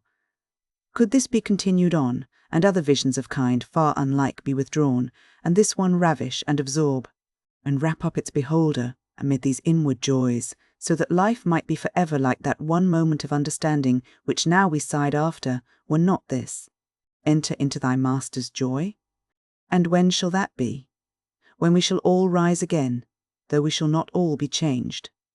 Such things was I speaking, and even if not in this very manner, and these same words, yet, Lord, thou knowest that in that day when we were speaking of these things, and this world with all its delights became, as we spake, contemptible to us, my mother said, Son, for mine own part, one have no further delight in any thing in this life. What I do here any longer, and to what I am here, I know not, now that my hopes in this world are accomplished. One thing there was for which I desired to linger for a while in this life, that I might see thee a Catholic Christian before I died. My God hath done this for me more abundantly, that I should now see thee withal, despising earthly happiness, become his servant. What do I hear? What answer I made her unto these things, I remember not. For scarce 5 days after, or not much more, she fell sick of a fever, and in that sickness one day she fell into a swoon, and was for a while withdrawn from these visible things. We hastened round her, but she was soon brought back to her senses, and looking on me and my brother standing by her, said to us inquiringly, Where was I? And then looking fixedly on us, with grief amazed, Here, saith she, shall you bury your mother. I held my peace and refrained weeping, but my brother spake something, wishing for her, as the happier lot that she might die, not in a strange place, but in her own land. Whereat she, with anxious look, checking him with her eyes, for that he still savoured such things, and then looking upon me, Behold, saith she, what he saith, and soon after to us both, Lay, she saith, this body anywhere, let not the care for that any way disquiet you. This only I request, that you would remember me at the Lord's altar, wherever you be. And having delivered this sentiment in what words she could, she held her peace, being exercised by her growing sickness. But I, considering thy gifts, thou unseen God, which thou instillest into the hearts of thy faithful ones, whence wondrous fruits do spring, did rejoice and give thanks to thee, recalling what I before knew, how careful and anxious she had ever been as to her place of burial, which she had provided and prepared for herself by the body of her husband. For because they had lived in great harmony together, she also wished, so little can the human mind embrace things divine, to have this addition to that happiness, and to have it remembered among men, that after her pilgrimage beyond the seas, what was earthly of this united pair had been permitted to be united beneath the same earth. But when this emptiness had, through the fullness of thy goodness, begun to cease in her heart, I knew not, and rejoiced admiring what she had so disclosed to me, though indeed in that our discourse also in the window, when she said, What do I hear any longer? there appeared no desire of dying in her own country. I heard afterwards also that when we were now at Ostia, she, with a mother's confidence, when I was absent, one day discoursed with certain of my friends about the contempt of this life and the blessing of death, and when they were amazed at such courage which thou hadst given to a woman, and asked, whether she were not afraid to leave her body so far from her own city, she replied, nothing is far to God, nor was it to be feared lest at the end of the world he should not recognize whence he were to raise me up. On the 9th day then of her sickness, and the 56th year of her age, and the 33rd of mine, was that religious and holy soul freed from the body. I closed her eyes, and there flowed withal a mighty sorrow into my heart, which was overflowing into tears. Mine eyes at the same time, by the violent command of my mind, drank up their fountain wholly dry, and woe was me in such a strife. But when she breathed her last, the boy Adeodatus burst out into a loud lament, then, checked by us all, held his peace. In like manner also a childish feeling in me, which was, through my heart's youthful voice finding its vent in weeping, was checked and silenced. For we thought it not fitting to solemnize that funeral with tearful lament and groanings, for thereby do they for the most part express grief for the departed, as though unhappy, or altogether dead, whereas she was neither unhappy in her death, nor altogether dead. Of this we were assured on good grounds, the testimony of her good conversation and her faith unfeigned. What then was it which did grievously pain me within, but a fresh wound wrought through the sudden wrench of that most sweet and dear custom of living together? I joyed indeed in her testimony, when, in that her last sickness, mingling her endearments with my acts of duty, she called me dutiful, and mentioned, with great affection of love, that she never had heard any harsh or reproachful sound uttered by my mouth against her.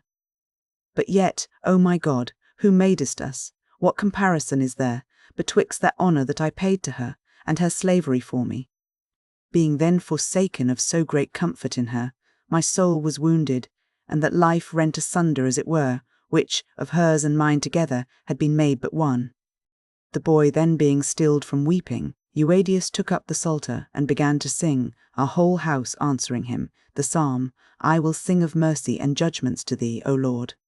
But hearing what we were doing, many brethren and religious women came together, and whilst they, whose office it was, made ready for the burial, as the manner is, I, in a part of the house, where I might properly, together with those who thought not fit to leave me, discoursed upon something fitting the time, and by this balm of truth assuaged that torment, known to thee, they unknowing and listening intently, and conceiving me to be without all sense of sorrow. But in thy ears, where none of them heard, I blamed the weakness of my feelings, and refrained my flood of grief, which gave way a little unto me, but again came, as with a tide, yet not so as to burst out into tears, nor to change of countenance. Still I knew what I was keeping down in my heart. And being very much displeased that these human things had such power over me, which in the due order and appointment of our natural condition must needs come to pass, with a new grief I grieved for my grief, and was thus worn by a double sorrow. And behold, the corpse was carried to the burial, we went and returned without tears. For neither in those prayers which we poured forth unto thee, when the sacrifice of our ransom was offered for her, when now the corpse was by the grave's side, as the manner there is, previous to its being laid therein, did I weep even during those prayers, yet was I the whole day in secret heavily sad, and with troubled mind prayed thee, as I could, to heal my sorrow, yet thou didst not. Impressing, I believe, upon my memory, by this one instance, how strong is the bond of all habit, even upon a soul, which now feeds upon no deceiving word. It seemed also good to me to go and bathe, having heard that the bath had its name, balneum, from the Greek balanion, for that it drives sadness from the mind. And this also I confess unto thy mercy, Father of the fatherless, that I bathed, and was the same as before I bathed. For the bitterness of sorrow could not exude out of my heart. Then I slept, and woke up again, and found my grief not a little softened. And as I was alone in my bed, I remembered those true verses of thy Ambrose. For thou art they, Maker of all, the Lord, and ruler of the height, who, robing day in light, has poured soft slumbers o'er the night, that to our limbs the power of toil may be renewed, and hearts be raised that sink and cower, and sorrows be subdued. And then by little and little I recovered my former thoughts of thy handmaid, her holy conversation towards thee, her holy tenderness and observance towards us, whereof I was suddenly deprived, and I was minded to weep in thy sight, for her and for myself, in her behalf, and in my own. And I gave way to the tears which I before restrained, to overflow as much as they desired, reposing my heart upon them. And it found rest in them, for it was in thy ears, not in those of man, who would have scornfully interpreted my weeping. And now, Lord, in writing I confess it unto thee. Read it, who will, and interpret it, how he will, and if he finds sin therein, that I wept my mother for a small portion of an hour, the mother who for the time was dead to mine eyes, who had for many years wept for me that I might live in thine eyes. Let him not deride me, but rather, if he be one of large charity, let him weep himself for my sins unto thee, the Father of all the brethren of thy Christ. But now, with a heart cured of that wound, wherein it might seem blameworthy for an earthly feeling, I pour out unto thee, our God, in behalf of that thy handmaid, a far different kind of tears, flowing from a spirit shaken by the thoughts of the dangers of every soul that dieth in Adam. And although she, having been quickened in Christ, even before her release from the flesh, had lived to the praise of thy name for her faith and conversation, yet dare I not say that from what time thou regeneratedst her by baptism, no word issued from her mouth against thy commandment. Thy Son, the truth, hath said, whosoever shall say unto his brother, Thou fool, shall be in danger of hell fire. And woe be even unto the commendable life of men, if, laying aside mercy, thou shouldest examine it. But because thou art not extreme in inquiring after sins, we confidently hope to find some place with thee. But whosoever reckons up his real merits to thee, what reckons he up to thee but thine own gifts? O that men would know themselves to be men, and that he that glorieth would glory in the Lord.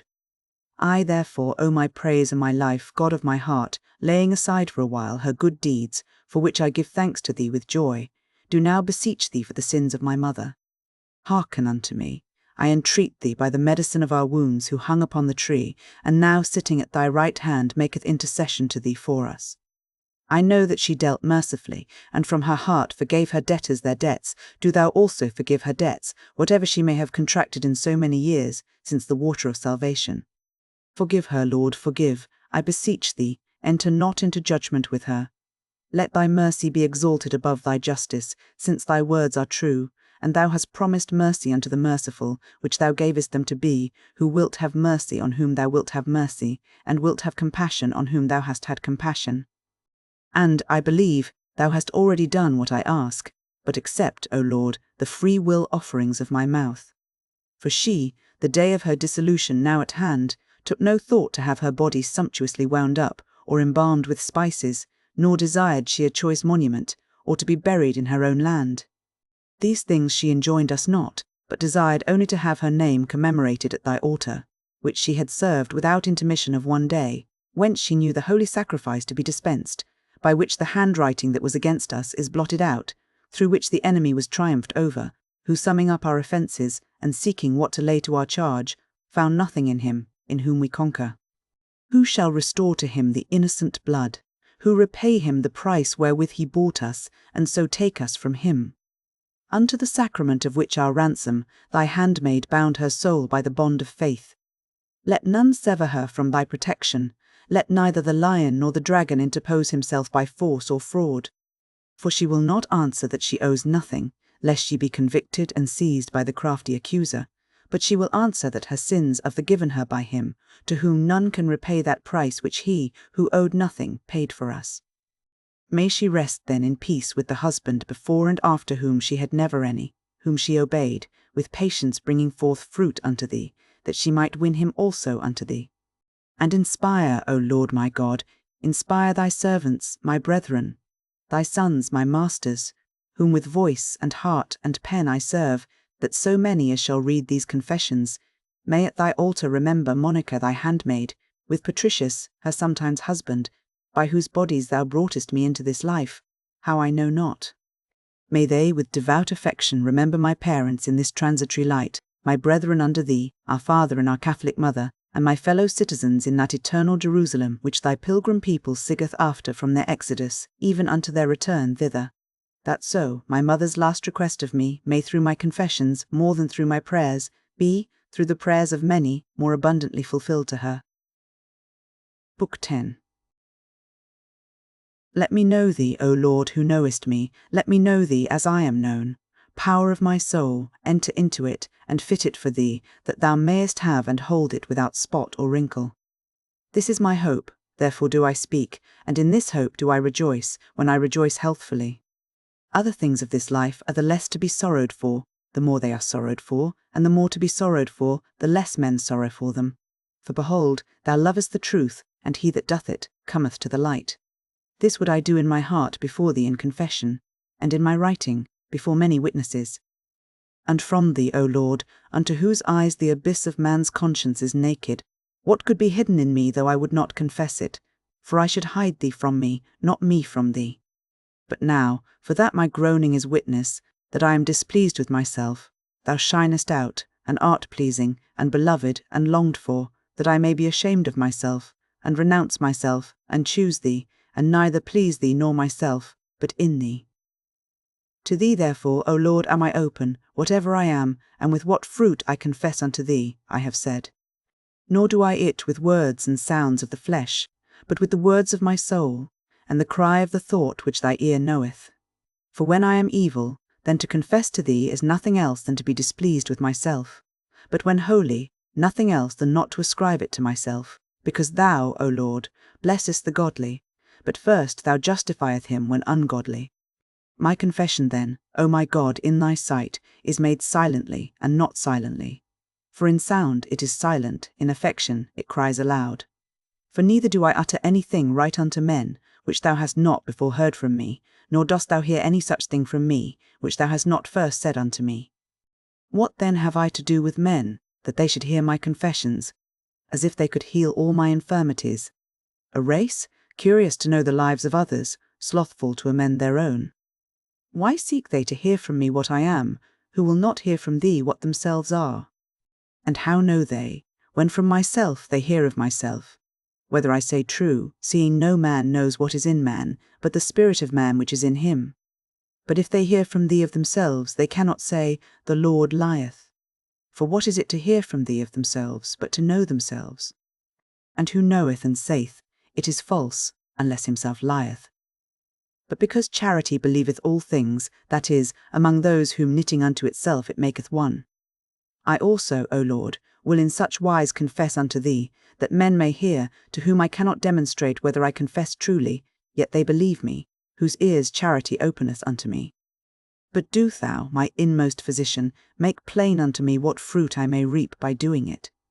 For the confessions of my past sins, which thou hast forgiven and covered, that thou mightest bless me in thee, changing my soul by faith and thy sacrament, when read and heard, stir up the heart, that it sleep not in despair and say, I cannot, but awake in the love of thy mercy and the sweetness of thy grace, whereby whoso is weak is strong. When by it he became conscious of his own weakness. And the good delight to hear of the past evils of such as are now freed from them, not because they are evils, but because they have been and are not. And what fruit then, O Lord my God, to whom my conscience daily confesseth, trusting more in the hope of thy mercy than in her own innocency? With what fruit, I pray, do I by this book confess to men also in thy presence what I now am, not what I have been? For that other fruit I have seen and spoken of. But what I now am, at the very time of making these confessions, diverse desire to know, who have or have not known me, who have heard from me or of me, but their ear is not at my heart where I am, whatever I am. They wish then to hear me confess what I am within, whither neither their eye nor ear nor understanding can reach. They wish it as ready to believe, but will they know? For charity, whereby they are good, telleth them that in my confessions I lie not, and she in them believeth me. But for what fruit would they hear this? Do they desire to joy with me, when they hear how near, by thy gift, I approach unto thee, and to pray for me, when they shall hear how much I am held back by my own weight? To such will I discover myself. For it is no mean fruit, O Lord my God, that by many thanks should be given to thee on our behalf, and thou be by many entreated for us. Let the brotherly mind love in me what thou teachest is to be loved, and lament in me what thou teachest is to be lamented. Let a brotherly, not a stranger mind, not that of the strange children, whose mouth talketh of vanity, and their right hand is a right hand of iniquity, but that brotherly mind which when it approveth, rejoiceth for me, and when it disapproveth me, is sorry for me, because whether it approveth or disapproveth, it loveth me. To such will I discover myself. They will breathe freely at my good deeds, sigh for my ill. My good deeds are thine appointments, and thy gifts, my evil ones are my offences, and thy judgments. Let them breathe freely at the one, sigh at the other, and let hymns and weeping go up into thy sight, out of the hearts of my brethren, thy censors. And do thou, O Lord, be pleased with the incense of thy holy temple. Have mercy upon me according to thy great mercy, for thine own name's sake, and no ways forsaking what thou hast begun, perfect my imperfections. This is the fruit of my confessions of what I am, not of what I have been, to confess this, not before thee only, in a secret exultation with trembling, and a secret sorrow with hope, but in the ears also of the believing sons of men, sharers of my joy, and partners in my mortality, my fellow citizens and fellow pilgrims, who are gone before, or are to follow on, companions of my way. These are thy servants, my brethren, whom thou willest to be thy sons, my masters, whom thou commandest me to serve, if I would live with thee of thee. But this thy word were little, did it only command by speaking, and not go before in performing. This then I do in deed and word, this I do under thy wings, in over great peril, were not my soul subdued unto thee under thy wings, and my infirmity known unto thee. I am a little one, but my Father ever liveth, and my guardian is sufficient for me. For he is the same who begat me, and defends me, and thou thyself art all my good, thou Almighty, who are with me, yea, before I am with thee. To such then whom thou commandest me to serve will I discover, not what I have been, but what I now am, and what I yet am. But neither do I judge myself. Thus therefore I would be heard. For thou, Lord, dost judge me, because, although no man knoweth the things of a man, but the spirit of a man which is in him, yet is there something of man, which neither the spirit of man that is in him itself knoweth. But thou, Lord, knowest all of him who hast made him. Yet I, though in thy sight I despise myself, and account myself dust and ashes, yet know I something of thee, which I know not of myself. And truly, now we see through a glass darkly, not face to face as yet. So long therefore as I be absent from thee, I am more present with myself than with thee, and yet know I thee that thou art in no ways passible. But I, what temptations I can resist, what I cannot, I know not. And there is hope, because thou art faithful, who wilt not suffer us to be tempted above that we are able, but wilt with the temptation also make a way to escape, that we may be able to bear it. I will confess then what I know of myself, I will confess also what I know not of myself. And that because what I do know of myself, I know by thy shining upon me, and what I know not of myself, so long know I not it, until my darkness be made as the noonday in thy countenance. Not with doubting, but with assured consciousness, do I love thee, Lord. Thou hast stricken my heart with thy word, and I love thee. Yea, also heaven, and earth, and all that therein is, behold, on every side they bid me love thee, nor cease to say so unto all, that they may be without excuse. But more deeply wilt thou have mercy on whom thou wilt have mercy, and wilt have compassion on whom thou hast had compassion, else in deaf ears do the heaven and the earth speak thy praises. But what do I love when I love thee? Not beauty of bodies, nor the fair harmony of time, nor the brightness of the light, so gladsome to our eyes, nor sweet melodies of varied songs, nor the fragrant smell of flowers, and ointments, and spices, not manna and honey, not limbs acceptable to embracements of flesh.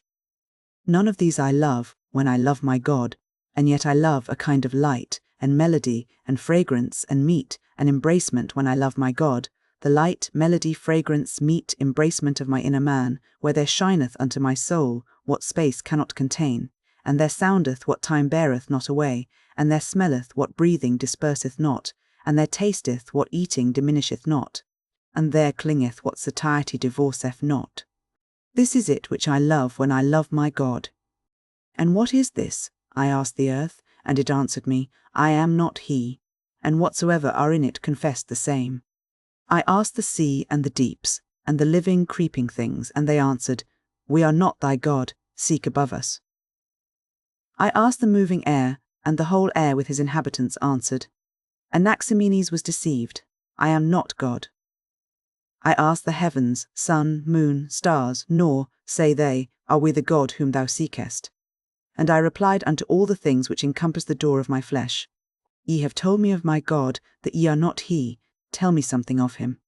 And they cried out with a loud voice, He made us. My questioning them was my thoughts on them, and their form of beauty gave the answer. And I turned myself unto myself, and said to myself, Who art thou? And I answered, A man. And behold, in me there present themselves to me soul and body, one without, the other within. By which of these ought I to seek my God? I had sought him in the body from earth to heaven, so far as I could send messengers, the beams of mine eyes.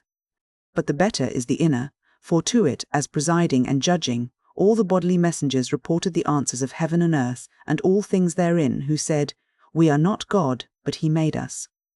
These things did my inner man know by the ministry of the outer. I the inner knew them, I the inner knew them, I the mind, through the senses of my body. I asked the whole frame of the world about my God, and it answered me, I am not he, but he made me. Is not this corporeal figure apparent to all whose senses are perfect? Why then speaks it not the same to all? Animals small and great see it, but they cannot ask it, because no reason is set over their senses to judge on what they report. But men can ask, so that the invisible things of God are clearly seen, being understood by the things that are made, but by love of them, they are made subject unto them, and subjects cannot judge. Nor yet do the creatures answer such as ask, unless they can judge, nor yet do they change their voice, that is, their appearance, if one man only sees, another seeing asks, so as to appear one way to this man, another way to that, but appearing the same way to both. It is dumb to this, speaks to that, yea, rather it speaks to all, but they only understand, who compare its voice received from without, with the truth within. For truth saith unto me, Neither heaven nor earth nor any other body is thy God. This their very nature saith to him that seeth them. They are a mass is less in a part thereof than in the whole. Now to thee I speak, O my soul, thou art my better part, for thou quickenest the mass of my body, giving it life, which no body can give to a body. But thy God is even unto thee, the life of thy life. What then do I love, when I love my God? Who is he above the head of my soul? By my very soul will I ascend to him. I will pass beyond that power whereby I am united to my body, and fill its whole frame with life. Nor can I by that power find my God, for so horse and mule that have no understanding might find him, seeing it is the same power whereby even their bodies live. But another power there is, not that only whereby I animate, but that too whereby I imbue with sense my flesh, which the Lord hath framed for me, commanding the eye not to hear, and the ear not to see, but the eye, that through it I should see, and the ear that through it I should hear, and to the other senses severally, what is to each their own peculiar seats and offices, which, being divers, I the one mind, do through them enact. I will pass beyond this power of mine also, for this also have the horse and mule, for they also perceive through the body. I will pass then beyond this power of my nature also, rising by degrees unto him who made me. And I come to the fields and spacious palaces of my memory, where are the treasures of innumerable images brought into it from things of all sorts perceived by the senses. There is stored up whatsoever besides we think, either by enlarging or diminishing, or any other way varying those things which the sense hath come to, and whatever else hath been committed and laid up, which forgetfulness hath not yet swallowed up and buried. When I enter there, I require what I will to be brought forth, and something instantly comes. Others must be longer sought after, which are fetched, as it were, out of some inner receptacle. Others rush out in troops, and while one thing is desired and required, they start forth, as who should say, Is it perchance I? These I drive away with the hand of my heart from the face of my remembrance, until what I wish for be unveiled and appear in sight out of its secret place. Other things come up readily, in unbroken order, as they are called for, those in front making way for the following, and as they make way, they are hidden from sight, ready to come when I will. All which takes place when I repeat a thing by heart. There are all things preserved distinctly and under general heads, each having entered by its own avenue, as light, and all colours and forms of bodies by the eyes, by the ears all sorts of sounds, all smells by the avenue of the nostrils, all tastes by the mouth, and by the sensation of the whole body. What is hard or soft, hot or cold, or rugged, heavy or light, either outwardly or inwardly to the body. All these doth that great harbour of the memory receive in her numberless secret and inexpressible windings, to be forthcoming, and brought out at need, each entering in by his own gate, and there laid up. Nor yet do the things themselves enter in, only the images of the things perceived are there in readiness, for thought to recall. Which images, how they are formed, who can tell? Though it doth plainly appear by which sense each hath been brought in and stored up. For even while I dwell in darkness and silence, in my memory I can produce colours, if I will, and discern betwixt black and white, and what others I will, nor yet do sounds break in and disturb the image drawn in by my eyes, which I am reviewing, though they also are there, lying dormant, and laid up, as it were, apart. For these too I call for, and forthwith they appear. And though my tongue be still, and my throat mute, so can I sing as much as I will, nor do those images of colours, which notwithstanding be there, intrude themselves and interrupt, when another store is called for, which flowed in by the ears. So the other things, piled in and up by the other senses, I recall at my pleasure. Yea, I discern the breath of lilies from violets, though smelling nothing, and I prefer honey to sweet wine, smooth before rugged, at the time neither tasting nor handling, but remembering only. These things do I within, in that vast court of my memory. For there are present with me, heaven, earth, sea, and whatever I could think on therein, besides what I have forgotten. There also meet I with myself, and recall myself, and when, where, and what I have done, and under what feelings. There be all which I remember, either on my own experience or others' credit. Out of the same store do I myself with the past continually combine fresh and fresh likenesses of things which I have experienced, or, from what I have experienced, have believed, and thence again infer future actions, events, and hopes, and all these again I reflect on as present. I will do this or that, say I to myself, in that great receptacle of my mind, stored with the images of things so many and so great, and this or that will follow. Oh, that this or that might be! God avert this or that, so speak I to myself, and when I speak, the images of all I speak of are present, out of the same treasury of memory, nor would I speak if any thereof were the images wanting. Great is this force of memory, excessive great, O my God, a large and boundless chamber. Who ever sounded the bottom thereof? Yet is this a power of mine, and belongs unto my nature, nor do I myself comprehend all that I am. Therefore is the mind too strait to contain itself. And where should that be, which it containeth not of itself? Is it without it, and not within? How then doth it not comprehend itself? A wonderful admiration surprises me, amazement seizes me upon this. And men go abroad to admire the heights of mountains, the mighty billows of the sea, the broad tides of rivers, the compass of the ocean, and the circuits of the stars, and pass themselves by. Nor wonder that when I spake of all these things, I did not see them with mine eyes, yet could not have spoken of them, unless I then actually saw the mountains, billows, rivers, stars which I had seen, and that ocean which I believed to be, inwardly in my memory, and that with the same vast spaces between, as if I saw them abroad. Yet did not I, by seeing, draw them into myself, when with mine eyes I beheld them, nor are they themselves with me, but their images only. And I know by what sense of the body each was impressed upon me. Yet not these alone does the unmeasurable capacity of my memory retain. Here also is all, learnt of the liberal sciences and as yet unforgotten, removed as it were to some inner place, which is yet no place, nor are they the images thereof, but the things themselves. For, what is literature, what the art of disputing, how many kinds of questions there be, whatsoever of these I know, in such manner exists in my memory, as that I have not taken in the image, and left out the thing, or that it should have sounded and passed away like a voice fixed on the ear by that impress, whereby it might be recalled, as if it sounded, when it no longer sounded. Or as a smell, while it passes and evaporates into air, affects the sense of smell, whence it conveys into the memory an image of itself, which remembering we renew, or as meat, which verily in the belly hath now no taste, and yet in the memory still in a manner tasteth, or as anything which the body by touch perceiveth, and which when removed from us, the memory still conceives. For those things are not transmitted into the memory, but their images only are with an admirable swiftness caught up, and stored as it were in wondrous cabinets, and thence wonderfully by the act of remembering brought forth. But now when I hear that there be three kinds of questions, whether the thing be, what it is, of what kind it is, I do indeed hold the images of the sounds of which those words be composed, and that those sounds with a noise passed through the air, and now are not. But the things themselves which are signified by those sounds, I never reached with any sense of my body, nor ever discerned them otherwise than in my mind, yet in my memory have I laid up not their images, but themselves. Which, how they entered into me, let them say if they can, for I have gone over all the avenues of my flesh, but cannot find by which they entered. For the eyes say, if those images were coloured, we reported of them.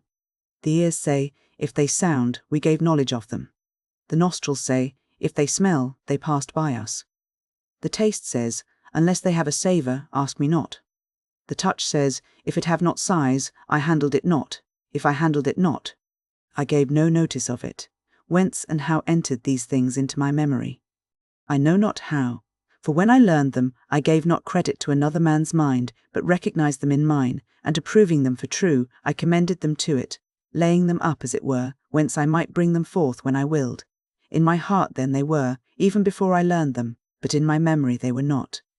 Where then, or wherefore when they were spoken, did I acknowledge them and said, so is it is true, unless that they were already in the memory, but so thrown back and buried as it were in deeper recesses, that had not the suggestion of another drawn them forth I had perchance been unable to conceive of them. Wherefore we find that to learn these things whereof we imbibe not the images by our senses, but perceive within by themselves without images, as they are, is nothing else, but by conception to receive, and by marking to take heed, that those things which the memory did before contain at random and unarranged, be laid up at hand as it were in that same memory, where before they lay unknown, scattered and neglected, and so readily occur to the mind familiarized to them. And how many things of this kind does my memory bear which have been already found out, and as I said, placed as it were at hand, which we are said to have learned, and come to know which were I for some short space of time to cease to call to mind. They are again so buried, and glide back, as it were, into the deeper recesses, that they must again, as if new, be thought out thence, for other abode they have none, but they must be drawn together again, that they may be known, that is to say, they must as it were be collected together from their dispersion, whence the word cogitation is derived. For cogo, collect, and cogito, recollect, have the same relation to each other as ago and agito, facio and factito. But the mind hath appropriated to itself this word, cogitation, so that not what is collected anyhow, but what is recollected, that is, brought together in the mind, is properly said to be cogitated or thought upon. The memory containeth also reasons and laws innumerable of numbers and dimensions, none of which have any bodily sense impressed, seeing they have neither colour, nor sound, nor taste, nor smell, nor touch. I have heard the sound of the words whereby when discussed they are denoted, but the sounds are other than the things. For the sounds are other in Greek than in Latin, but the things are neither Greek, nor Latin, nor any other language. I have seen the lines of architects, the very finest, like a spider's thread, but those are still different. They are not the images of those lines which the eye of flesh showed me. He knoweth them, whosoever without any conception whatsoever of a body, recognizes them within himself. I have perceived also the numbers of the things with which we number all the senses of my body, but those numbers wherewith we number are different, nor are they the images of these, and therefore they indeed are. Let him who seeth them not deride me for saying these things, and I will pity him while he derides me. All these things I remember, and how I learnt them I remember.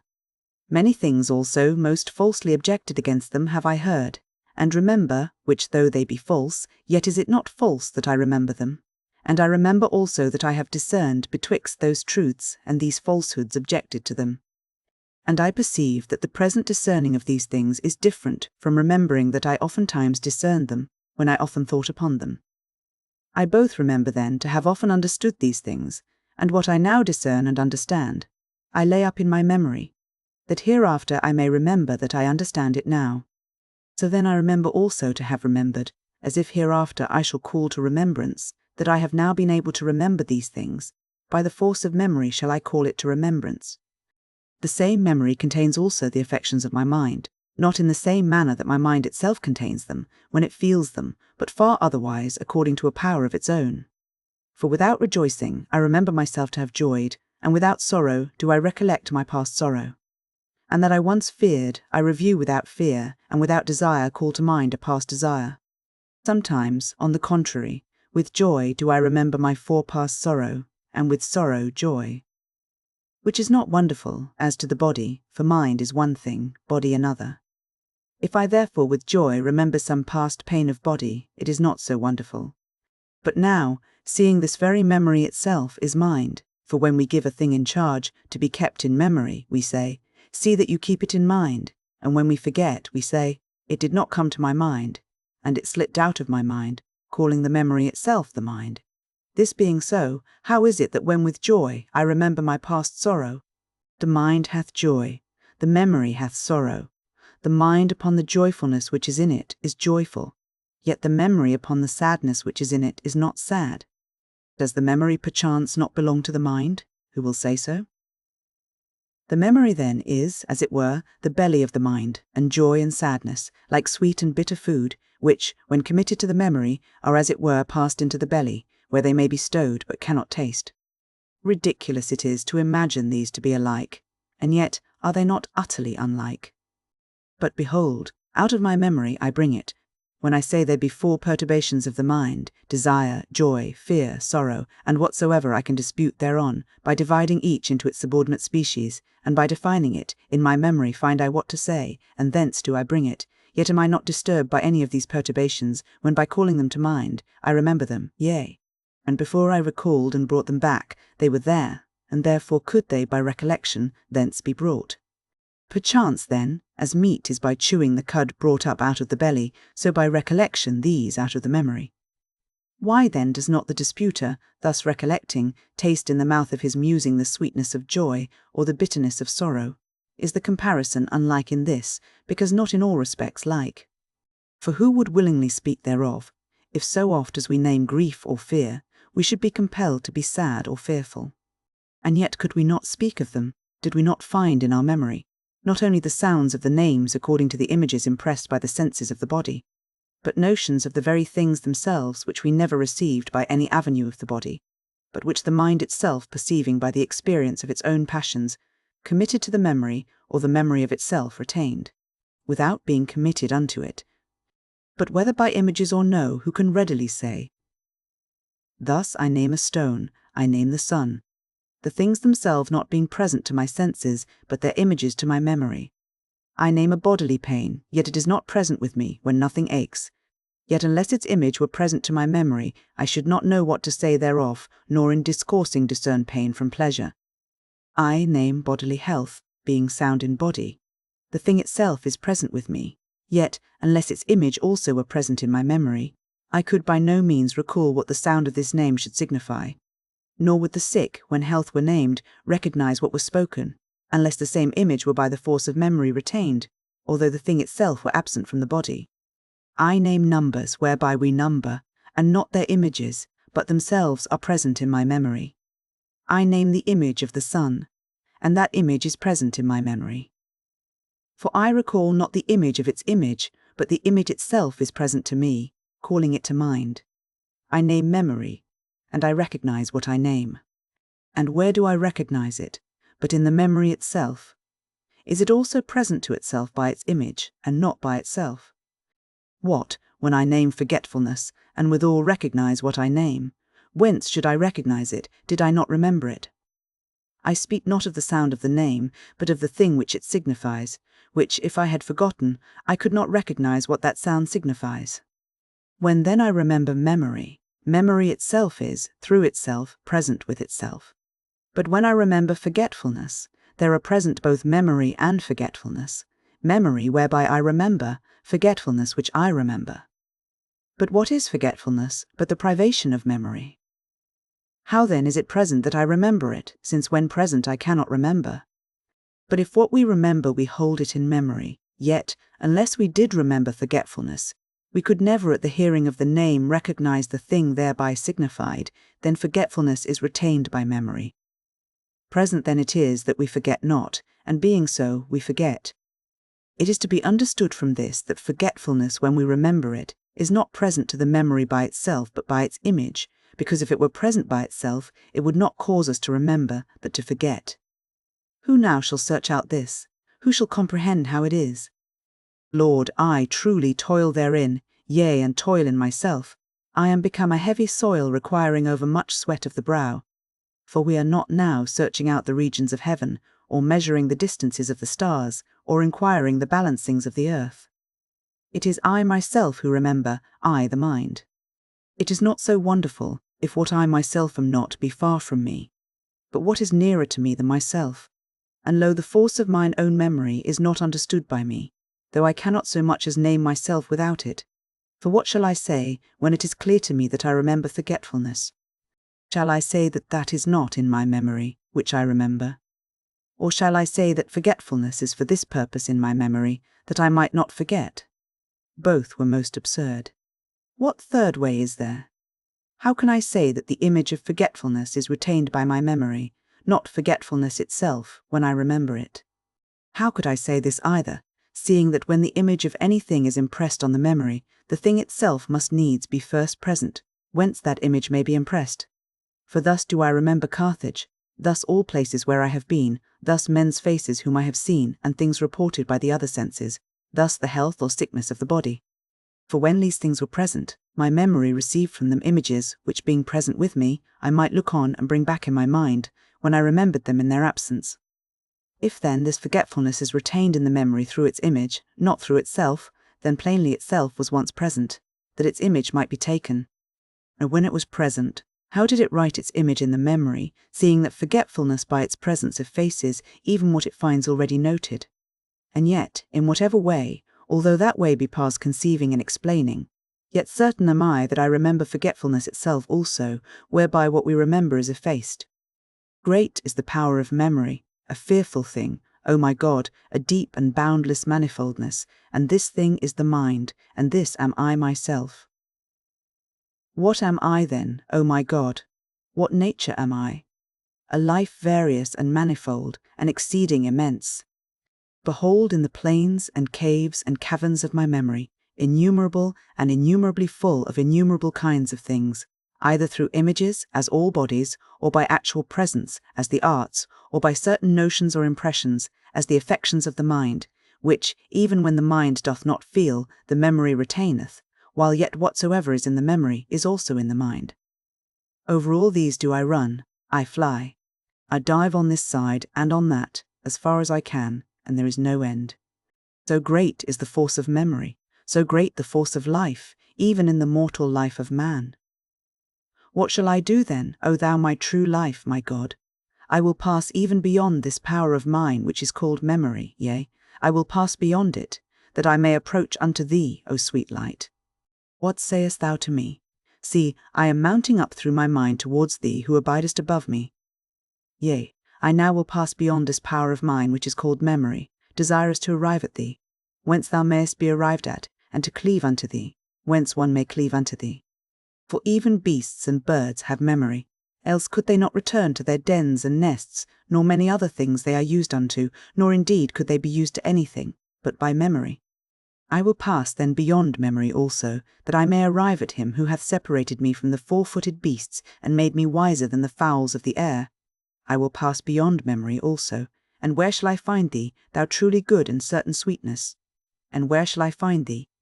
If I find thee without my memory, then do I not retain thee in my memory. And how shall I find thee, if I remember thee not? For the woman that had lost her groat, and sought it with a light, unless she had remembered it, she had never found it. For when it was found, whence should she know whether it were the same, unless she remembered it? I remember to have sought and found many a thing, and this I thereby know, that when I was seeking any of them, and was asked, Is this it? Is that it? So long, said I, No, until that were offered me which I sought. Which had I not remembered, whatever it were, though it were offered me, yet should I not find it, because I could not recognize it. And so it ever is, when we seek and find any lost thing. Notwithstanding, when anything is by chance lost from the sight, not from the memory, as any visible body, yet its image is still retained within, and it is sought until it be restored to sight, and when it is found, it is recognized by the image which is within. Nor do we say that we have found what was lost, unless we recognize it, nor can we recognize it unless we remember it. But this was lost to the eyes, but retained in the memory. But what when the memory itself loses anything, as falls out when we forget and seek that we may recollect? Where in the end do we search, but in the memory itself? And there, if one thing be perchance offered instead of another, we reject it until what we seek meets us, and when it doth, we say, "This is it," which we should not unless we recognized it, nor recognize it unless we remembered it. Certainly then we had forgotten it. Or, had not the whole escaped us, but by the part whereof we had hold was the lost part sought for, in that the memory felt that it did not carry on together all which it was wont, and maimed, as it were, by the curtailment of its ancient habit, demanded the restoration of what it missed. For instance, if we see or think of someone known to us, and having forgotten his name, try to recover it, whatever else occurs connects itself not therewith, because it was not wont to be thought upon together with him, and therefore is rejected, until that present itself, whereon the knowledge reposes equably as its wanted object. And whence does that present itself, but out of the memory itself? For even when we recognize it, on being reminded by another, it is thence it comes. For we do not believe it as something new, but upon recollection allow what was named to be right.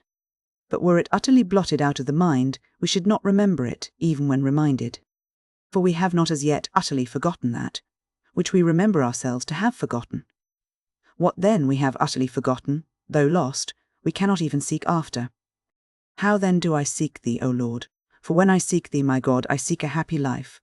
I will seek thee, that my soul may live. For my body liveth by my soul, and my soul by thee. How then do I seek a happy life, seeing I have it not, until I can say, where I ought to say it, it is enough? How seek I it? By remembrance, as though I had forgotten it, remembering that I had forgotten it, or desiring to learn it as a thing unknown, either never having known, or so forgotten it, as not even to remember that I had forgotten it. Is not a happy life what all will, and no one altogether wills it not? Where have they known it, that they so will it? Where seen it, that they so love it? Truly we have it, how, I know not. Yea, there is another way, wherein when one hath it, then is he happy, and there are who are blessed in hope. These have it in a lower kind, than they who have it in very deed. Yet are they better off than such as are happy, neither in deed nor in hope. Yet even these, had they it not in some sort, would not so will to be happy, which that they do will, is most certain. They have known it then, I know not how, and so have it by some sort of knowledge, what, I know not, and am perplexed whether it be in the memory, which if it be, then we have been happy once, whether all severally, or in that man who first sinned, in whom also we all died, and from whom we are all born with misery, I now inquire not, but only, whether the happy life be in the memory? For neither should we love it, did we not know it. We hear the name, and we all confess that we desire the thing, for we are not delighted with the mere sound.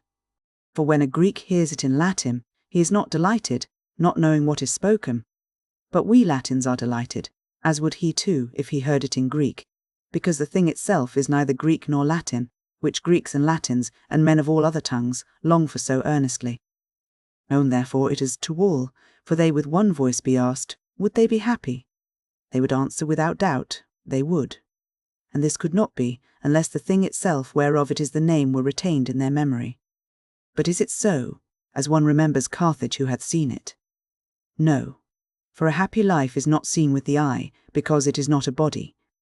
As we remember numbers then, no, for these he, that hath in his knowledge, seeks not further to attain unto, but a happy life we have in our knowledge, and therefore love it, and yet still desire to attain it, that we may be happy. As we remember eloquence then? No, for although upon hearing this name also, some call to mind the thing, who still are not yet eloquent, and many who desire to be so, whence it appears that it is in their knowledge, yet these have by their bodily senses observed others to be eloquent, and been delighted, and desire to be the like, though indeed they would not be delighted but for some inward knowledge thereof, nor wish to be the like, unless they were thus delighted, whereas a happy life we do by no bodily sense experience in others. As then we remember joy. Perchance, for my joy I remember, even when sad, as a happy life. When unhappy, nor did I ever with bodily sense see, hear, smell, taste, or touch my joy. But I experienced it in my mind, when I rejoiced, and the knowledge of it clave to my memory, so that I can recall it with disgust sometimes, at others with longing, according to the nature of the things, wherein I remember myself to have joyed.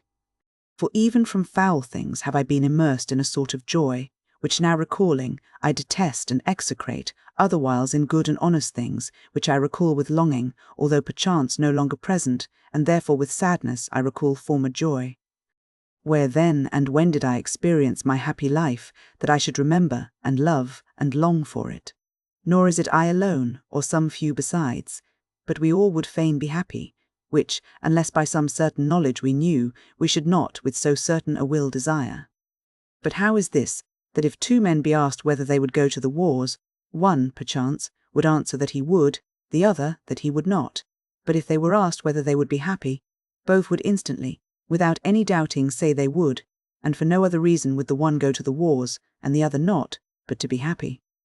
Is it perchance that as one looks for his joy in this thing, another in that, all agree in their desire of being happy, as they would, if they were asked, that they wish to have joy, and this joy they call a happy life?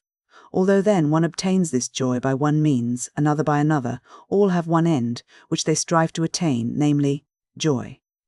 Which being a thing which all must say they have experienced, it is therefore found in the memory, and recognized whenever the name of a happy life is mentioned. Far be it, Lord, far be it from the heart of thy servant who here confesseth unto thee, far be it, that be the joy what it may, I should therefore think myself happy. For there is a joy which is not given to the ungodly, but to those who love thee for thine own sake, whose joy thou thyself art. And this is the happy life, to rejoice to thee, of thee, for thee, for thee. This is it, and there is no other. For they who think there is another, pursue some other and not the true joy. Yet is not their will turned away from some semblance of joy? It is not certain then that all wish to be happy, inasmuch as they who wish not to joy in thee, which is the only happy life, do not truly desire the happy life. Or do all men desire this, but because the flesh lusteth against the spirit, and the spirit against the flesh, that they cannot do what they would, they fall upon that which they can, and are content therewith, because, what they are not able to do, they do not will so strongly as would suffice to make them able. For I ask any one, had he rather joy in truth or in falsehood? They will as little hesitate to say, in the truth, as to say that they desire to be happy.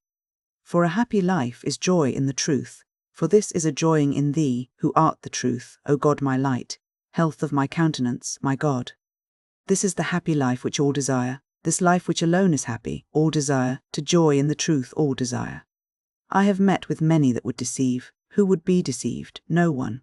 Where then did they know this happy life, save where they know the truth also? For they love it also, since they would not be deceived.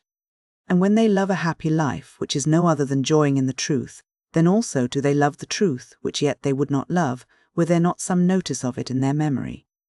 Why then joy they not in it? Why are they not happy? Because they are more strongly taken up with other things which have more power to make them miserable, than that which they so faintly remember to make them happy. For there is yet a little light in men. Let them walk, that the darkness overtake them not. But why doth truth generate hatred, and the man of thine, preaching the truth, become an enemy to them?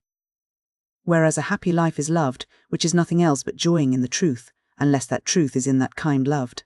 That they who love anything else would gladly have that which they love to be the truth, and because they would not be deceived, would not be convinced that they are so. Therefore do they hate the truth for that thing's sake which they loved instead of the truth. They love truth when she enlightens, they hate her when she reproves. For since they would not be deceived, and would deceive, they love her when she discovers herself unto them, and hate her when she discovers them. Whence she shall so repay them, that they who would not be made manifest by her, she both against their will makes manifest, and herself becometh not manifest unto them. Thus, yea thus doth the mind of man, thus blind and sick, foul and ill-favoured, wish to be hidden, but that aught should be hidden from it, it wills not. But the contrary is requited it, that itself should not be hidden from the truth, but the truth is hid from it. Yet even thus miserable, it had rather joy in truths than in falsehoods. Happy then will it be when, no distraction interposing, it shall joy in that only truth, by whom all things are true. See what a space I have gone over in my memory, seeking thee, O Lord, and I have not found thee without it. nor have I found anything concerning thee, but what I have kept in memory, ever since I learnt thee. For since I learnt thee, I have not forgotten thee. For where I found truth, there found I my God, the truth itself, which since I learnt, I have not forgotten. Since then I learnt thee, thou residest in my memory, and there do I find thee when I call thee to remembrance and delight in thee. These be my holy delights, which thou hast given me in thy mercy, having regard to my poverty. But where in my memory residest thou, O Lord? Where residest thou there? What manner of lodging hast thou framed for thee? What manner of sanctuary hast thou builded for thee? Thou hast given this honour to my memory, to reside in it, but in what quarter of it thou residest, that am I considering. For in thinking on thee, I pass beyond such parts of it as the beasts also have. For I found thee not there among the images of corporeal things, and I came to those parts to which I committed the affections of my mind, nor found thee there. And I entered into the very seat of my mind, which it hath in my memory, inasmuch as the mind remembers itself also. Neither wert thou there, for as thou art not a corporeal image, nor the affection of a living being, as when we rejoice, condole, desire, fear, remember, forget, or the like, so neither art thou the mind itself, because thou art the Lord God of the mind, and all these are changed. But thou remainest unchangeable over all, and yet hast vouchsafed to dwell in my memory, since I learnt thee. And why seek I now in what place thereof thou dwellest, as if there were places therein? Sure I am, that in it thou dwellest, since I have remembered thee ever since I learnt thee, and there I find thee, when I call thee to remembrance. Where then did I find thee, that I might learn thee? For in my memory thou wert not, before I learned thee. Where then did I find thee, that I might learn thee, but in thee above me? Place there is none, we go backward and forward, and there is no place. Everywhere, O truth, dost thou give audience to all who ask counsel of thee, and at once answerest all, though on manifold matters they ask thy counsel. Clearly dost thou answer, though all do not clearly hear. All consult thee on what they will, though they hear not always what they will. He is thy best servant who looks not so much to hear that from thee which himself willeth, as rather to will that, which from thee he heareth. Too late loved I thee, O thou beauty of ancient days, yet ever new. Too late I loved thee. And behold, thou wert within, and I abroad, and there I searched for thee, deformed I, plunging amid those fair forms which thou hadst made. Thou wert with me, but I was not with thee. Things held me far from thee which, unless they were in thee, were not at all. Thou calledst and shoutedst and burstest my deafness. Thou flashedst, shonest, and scatteredst my blindness. Thou breathedst odours, and I drew in breath and panted for thee. I tasted and hunger and thirst. Thou touchedst me, and I burned for thy peace. When I shall with my whole self cleave to thee, I shall nowhere have sorrow or labour, and my life shall wholly live, as wholly full of thee. But now, since whom thou fillest, thou liftest up, because I am not full of thee, I am a burden to myself. Lamentable joys strive with joyous sorrows, and on which side is the victory, I know not. Woe is me, Lord, have pity on me. My evil sorrows strive with my good joys, and on which side is the victory, I know not. Woe is me, Lord, have pity on me. Woe is me. Lo, I hide not my wounds. Thou art the physician, I the sick, thou merciful, I miserable. Is not the life of man upon earth all trial? Who wishes for troubles and difficulties? Thou commandest them to be endured, not to be loved. No man loves what he endures, though he love to endure. For though he rejoices that he endures, he had rather there were nothing for him to endure. In adversity I long for prosperity, in prosperity I fear adversity. What middle place is there betwixt these two, where the life of man is not all trial? Woe to the prosperities of the world, once and again, through fear of adversity and corruption of joy. Woe to the adversities of the world, once and again, and the third time, from the longing for prosperity, and because adversity itself is a hard thing, and lest it shatter endurance. Is not the life of man upon earth all trial, without any interval? And all my hope is nowhere but in thy exceeding great mercy. Give what thou enjoinest, and enjoin what thou wilt. Thou enjoinest us continency, and when I knew, saith one, that no man can be continent, unless God give it, this also was a part of wisdom to know whose gift she is. By continency, verily, are we bound up and brought back into one, whence we were dissipated into many. For too little doth he love thee, who loves anything with thee, which he loveth not for thee. O love, who ever burnest and never consumest. O charity, my God, kindle me. Thou enjoinest continency, give me what thou enjoinest, and enjoin what thou wilt. Verily, thou enjoinest me continency from the lust of the flesh, the lust of the eyes, and the ambition of the world. Thou enjoinest continency from concubinage, and for wedlock itself, thou hast counselled something better than what thou hast permitted. And since thou gavest it, it was done, even before I became a dispenser of thy sacrament. But there yet live in my memory, whereof I have much spoken, the images of such things as my ill custom there fixed, which haunt me, strengthless when I am awake, but in sleep, not only so as to give pleasure, but even to obtain assent, and what is very like reality. Yea, so far prevails the illusion of the image, in my soul and in my flesh, that, when asleep, false visions persuade to that which, when waking, the true cannot. Am I not then myself, O Lord my God? And yet there is so much difference betwixt myself and myself, within that moment wherein I pass from waking to sleeping, or return from sleeping to waking. Where is reason then, which, awake, resisteth such suggestions, and should the things themselves be urged on it, it remaineth unshaken? Is it clasped up with the eyes? Is it lulled asleep with the senses of the body? And whence is it that often even in sleep we resist, and mindful of our purpose, and abiding most chastely in it, yield no assent to such enticements? And yet so much difference there is, that when it happeneth otherwise, upon waking, we return to peace of conscience, and by this very difference discover that we did not, what yet we be sorry that in some way it was done in us. Art thou not mighty, God Almighty, so as to heal all the diseases of my soul, and by thy more abundant grace to quench even the impure motions of my sleep?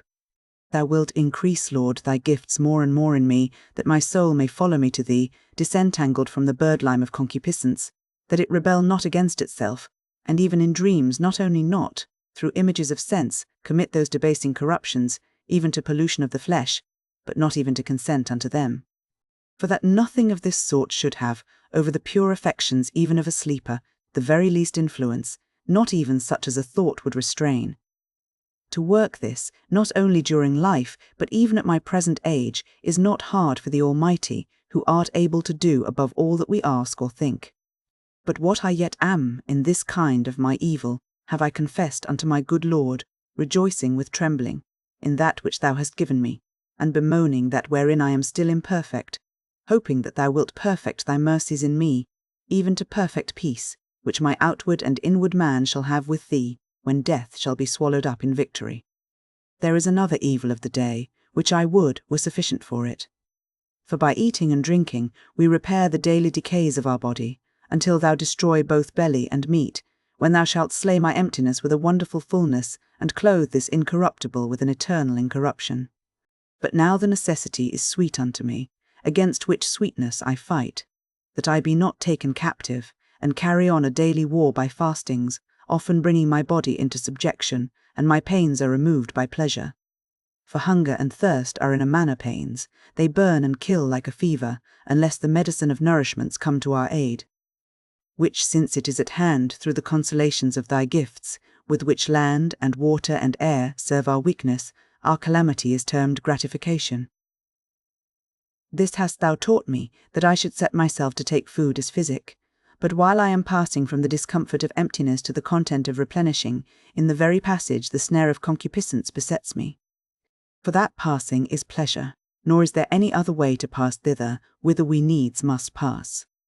And health being the cause of eating and drinking, there joineth itself as an attendant, a dangerous pleasure, which mostly endeavours to go before it, so that I may for her sake do what I say I do, or wish to do, for health's sake.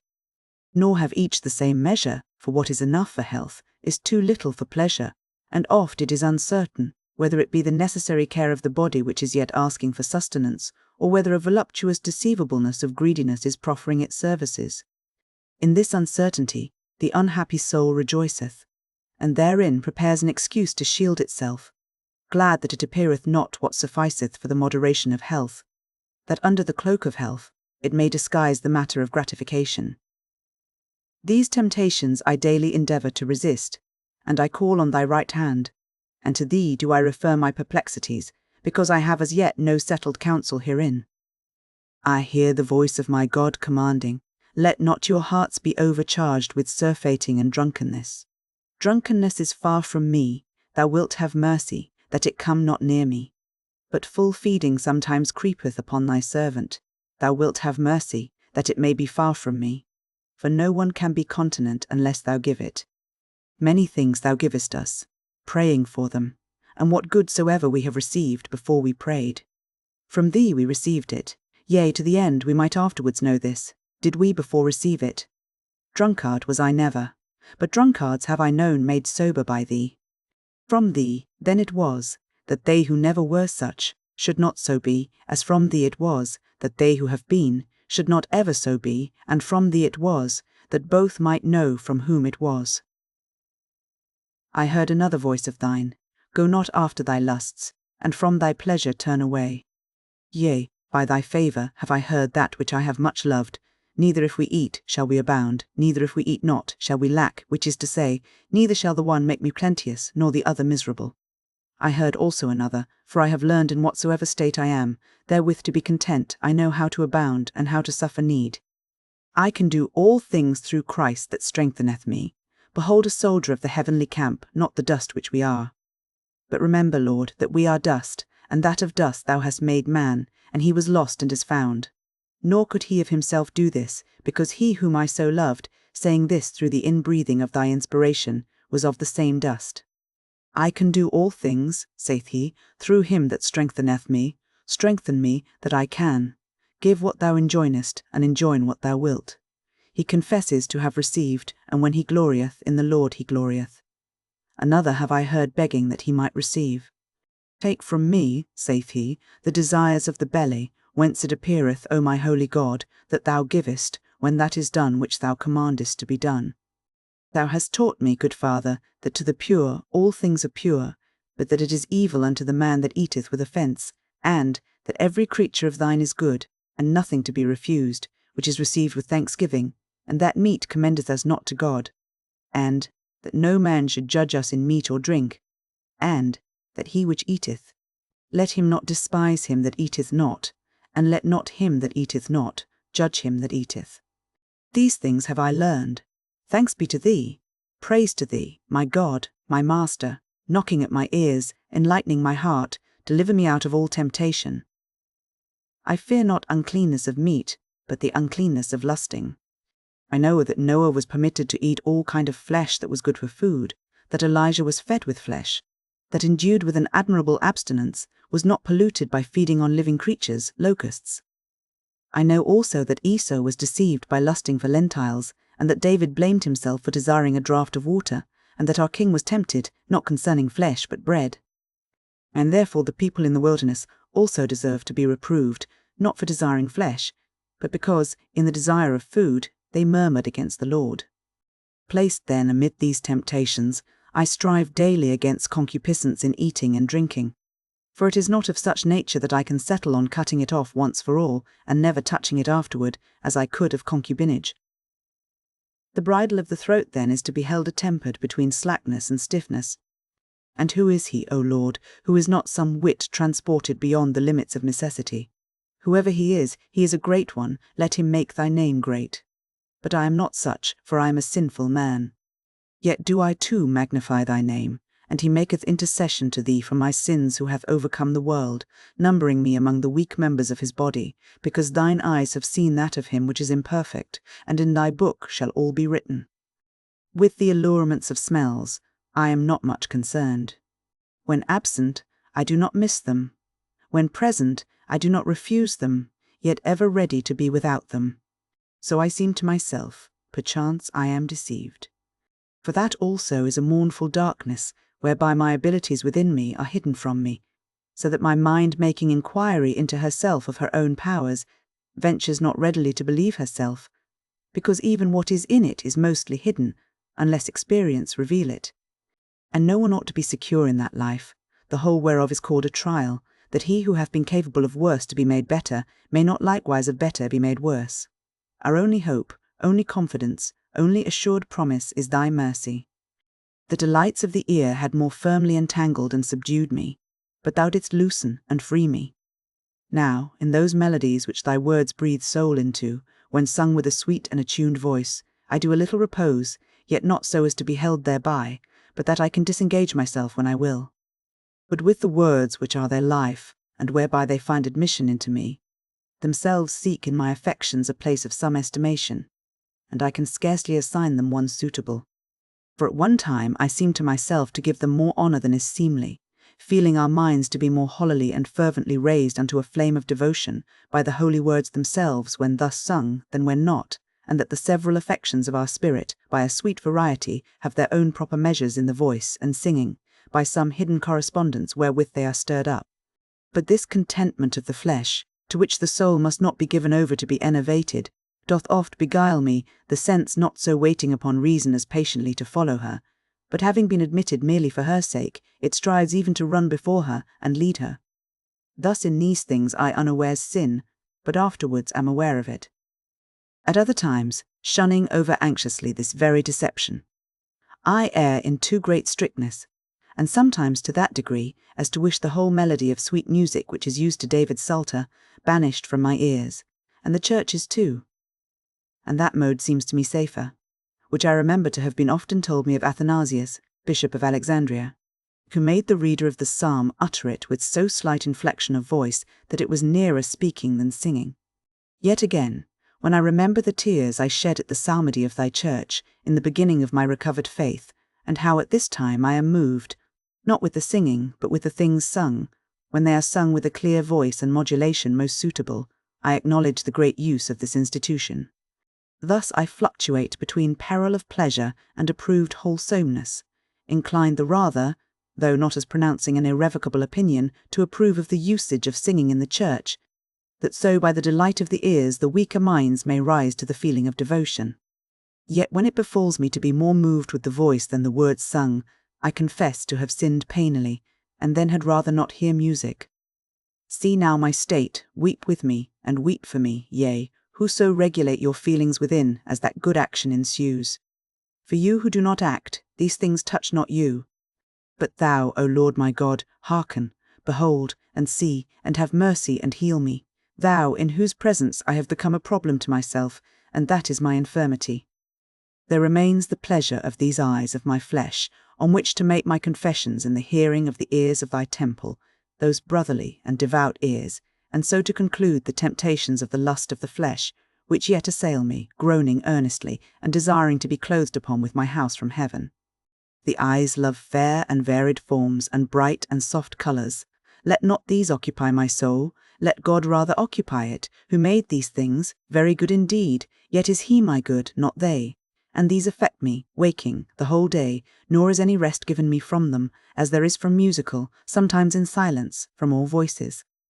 For this queen of colours, the light, bathing all which we behold, wherever I am through the day, gliding by me in varied forms, soothes me when engaged on other things, and not observing it, and so strongly doth it entwine itself, that if it be suddenly withdrawn, it is with longing sought for, and if absent long, saddeneth the mind.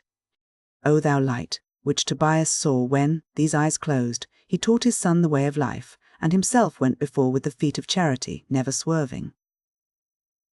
Or which Isaac saw when his fleshly eyes being heavy and closed by old age, it was vouchsafed him, not knowingly, to bless his sons, but by blessing to know them. Or which Jacob saw, when he also, blind through great age, with illumined heart, in the persons of his sons shed light on the different races of the future people, in them foresignified, and laid his hands, mystically crossed, upon his grandchildren by Joseph, not as their father by his outward eye corrected them, but as himself inwardly discerned. This is the light, it is one, and all are one, who see and love it. But that corporeal light whereof I spake, it seasoneth the life of this world for her blind lovers with an enticing and dangerous sweetness. But they who know how to praise thee for it, O all-creating Lord, take it up in thy hymns, and are not taken up with it in their sleep. Such would I be. These seductions of the eyes I resist, lest my feet wherewith I walk upon thy way be ensnared, and I lift up mine invisible eyes to thee, that thou wouldest pluck my feet out of the snare. Thou dost ever and anon pluck them out, for they are ensnared. Thou ceasest not to pluck them out, while I often entangle myself in the snares on all sides laid, because thou that keepest Israel shalt neither slumber nor sleep. What innumerable toys, made by divers arts and manufactures, in our apparel, shoes, utensils, and all sorts of works, in pictures also and divers images, and these far exceeding all necessary and moderate use and all pious meaning, have men added to tempt their own eyes withal, outwardly following what themselves make, inwardly forsaking him by whom themselves were made, and destroying that which themselves have been made. But I, my God and my glory, do hence also sing a hymn to thee, and do consecrate praise to him who consecrateth me. Because those beautiful patterns which through men's souls are conveyed into their cunning hands, come from that beauty, which is above our souls, which my soul day and night seeketh after. But the framers and followers of the outward beauties derive thence the rule of judging of them, but not of using them. And he is there, though they perceive him not, that so they might not wander, but keep their strength for thee, and not scatter it abroad upon pleasurable weariness. And I, though I speak and see this, entangle my steps with these outward beauties. But thou pluckest me out, O Lord, thou pluckest me out, because thy loving kindness is before my eyes. For I am taken miserably, and thou pluckest me out mercifully, sometimes not perceiving it, when I had but lightly lighted upon them, other whiles with pain, because I had stuck fast in them. To this is added another form of temptation more manifoldly dangerous. For besides that concupiscence of the flesh, which consisteth in the delight of all senses and pleasures, wherein its slaves, who go far from thee, waste and perish, the soul hath, through the same senses of the body, a certain vain and curious desire, veiled under the title of knowledge and learning, not of delighting in the flesh, but of making experiments through the flesh. Deceit whereof being in the appetite of knowledge, and sight being the sense chiefly used for attaining knowledge, it is in divine language called the lust of the eyes. For, to see, belongeth properly to the eyes, yet we use this word of the other senses also, when we employ them in seeking knowledge.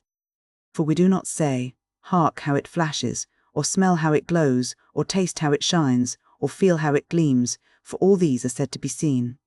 And yet we say not only, see how it shineth, which the eyes alone can perceive, but also, see how it soundeth, see how it smelleth, see how it tasteth, see how it tasteth, see how hard it is. And so the general experience of the senses, as was said, is called the lust of the eyes, because the office of seeing, wherein the eyes hold the prerogative, the other senses by way of similitude take to themselves, when they make search after any knowledge. But by this may more evidently be discerned, wherein pleasure and wherein curiosity is the object of the senses, for pleasure seeketh objects beautiful, melodious, fragrant, savoury, soft, but curiosity, for trial's sake, the contrary as well, not for the sake of suffering annoyance, but out of the lust of making trial and knowing them. For what pleasure hath it, to see in a mangled carcass what will make you shudder? And yet if it be lying near, they flock thither to be made sad and to turn pale. Even in sleep they are afraid to see it, as if when awake any one forced them to see it, or any report of its beauty drew them thither. Thus also in the other senses, which it were long to go through. From this disease of curiosity are all those strange sights exhibited in the theatre. Hence men go on to search out the hidden powers of nature, which is besides our end, which to know profits not, and wherein men desire nothing but to know. Hence also, if with that same end of perverted knowledge magical arts be inquired by. Hence also in religion itself is God tempted, when signs and wonders are demanded of him, not desired for any good end, but merely to make trial of. In this so vast wilderness, full of snares and dangers, behold many of them I have cut off, and thrust out of my heart, as thou hast given me, O God of my salvation. And yet when dare I say, since so many things of this kind buzz on all sides about our daily life, when dare I say that nothing of this sort engages my attention, or causes in me an idle interest? True, the theatres do not now carry me away, nor care I to know the courses of the stars, nor did my soul ever consult ghosts departed, all sacrilegious mysteries I detest. From thee, O Lord my God, to whom I owe humble and single-hearted service, by what artifices and suggestions doth the enemy deal with me to desire some sign? But I beseech thee by our King, and by our pure and holy country, Jerusalem, that as any consenting thereto is far from me, so may it ever be further and further. But when I pray thee for the salvation of any, my end and intention is far different. Thou givest and wilt give me to follow thee willingly, doing what thou wilt. Notwithstanding, in how many most petty and contemptible things is our curiosity daily tempted, and how often we give way, who can recount? How often do we begin as if we were tolerating people telling vain stories, lest we offend the weak, then by degrees we take interest therein. I go not now to the circus to see a dog coursing a hare, but in the field, if passing, that coursing peradventure will distract me even from some weighty thought, and draw me after it, not that I turn aside the body of my beast, yet still incline my mind thither. And unless thou, having made me see my infirmity, didst speedily admonish me either through the sight itself by some contemplation to rise towards thee, or altogether to despise and pass it by, I dully stand fixed therein. What, when sitting at home, a lizard catching flies, or a spider entangling them rushing into her nets, oft times takes my attention? Is the thing different, because they are but small creatures? I go on from them to praise thee, the wonderful Creator and Orderer of all, but this does not first draw my attention. It is one thing to rise quickly, another not to fall, and of such things is my life full, and my one hope is thy wonderful great mercy. For when our heart becomes the receptacle of such things, and is overcharged with throngs of this abundant vanity, then are our prayers also thereby often interrupted and distracted. And whilst in thy presence we direct the voice of our heart to thine ears, this so great concern is broken off by the rushing in of I know not what idle thoughts. Shall we then account this also among things of slight concernment? Or shall aught bring us back to hope, save thy complete mercy, since thou hast begun to change us? And thou knowest how far thou hast already changed me, who first healedst me of the lust of vindicating myself, that so thou mightest forgive all the rest of my iniquities, and heal all my infirmities, and redeem life from corruption, and crown me with mercy and pity, and satisfy my desire with good things, who didst curb my pride with thy fear, and tame my neck to thy yoke. And now I bear it, and it is light unto me, because so hast thou promised, and hast made it, and verily so it was, and I knew it not when I feared to take it. But, O Lord, thou alone, Lord, without pride, because thou art the only true Lord, who hast no Lord, hath this third kind of temptation also ceased from me, or can it cease through this whole life? To wish, namely, to be feared and loved of men, for no other end, but that we may have a joy therein which is no joy. A miserable life this, and a foul boastfulness. Hence especially it comes that men do neither purely love nor fear thee.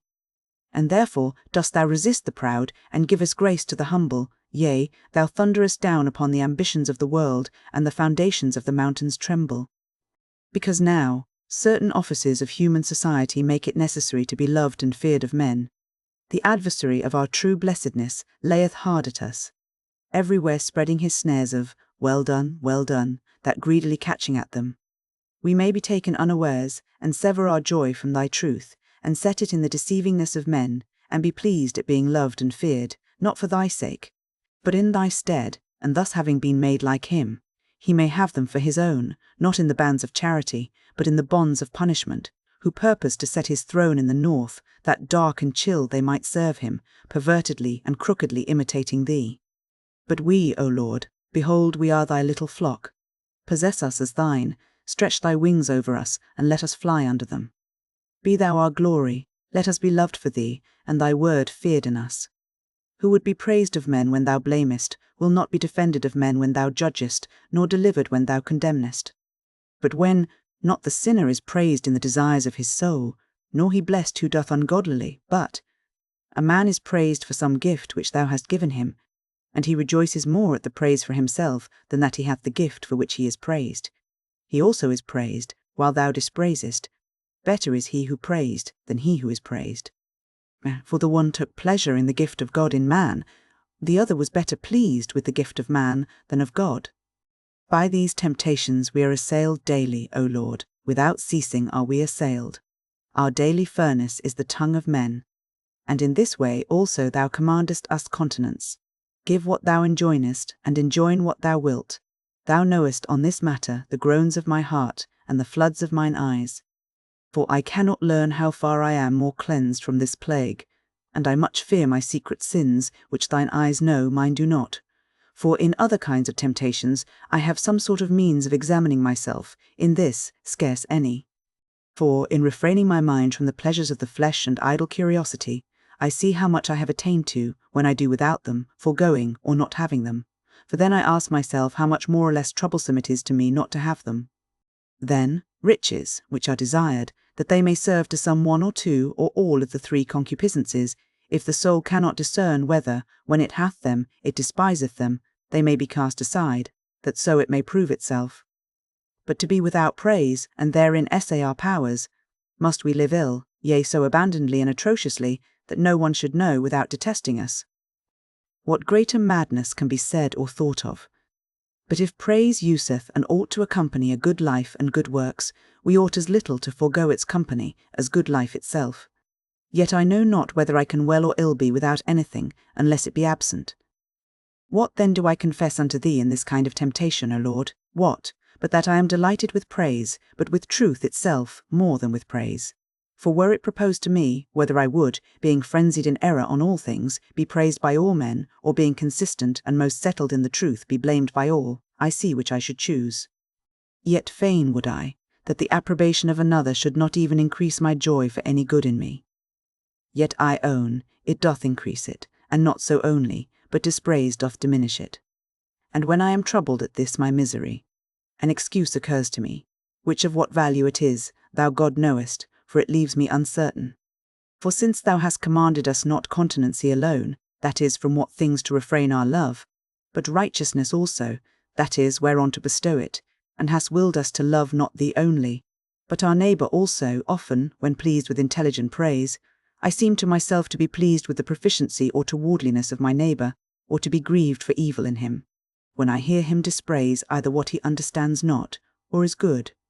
For sometimes I am grieved at my own praise, either when those things be praised in me, in which I mislike myself, or even lesser and slight goods are more esteemed than they ought. But again, how know I whether I am therefore thus affected?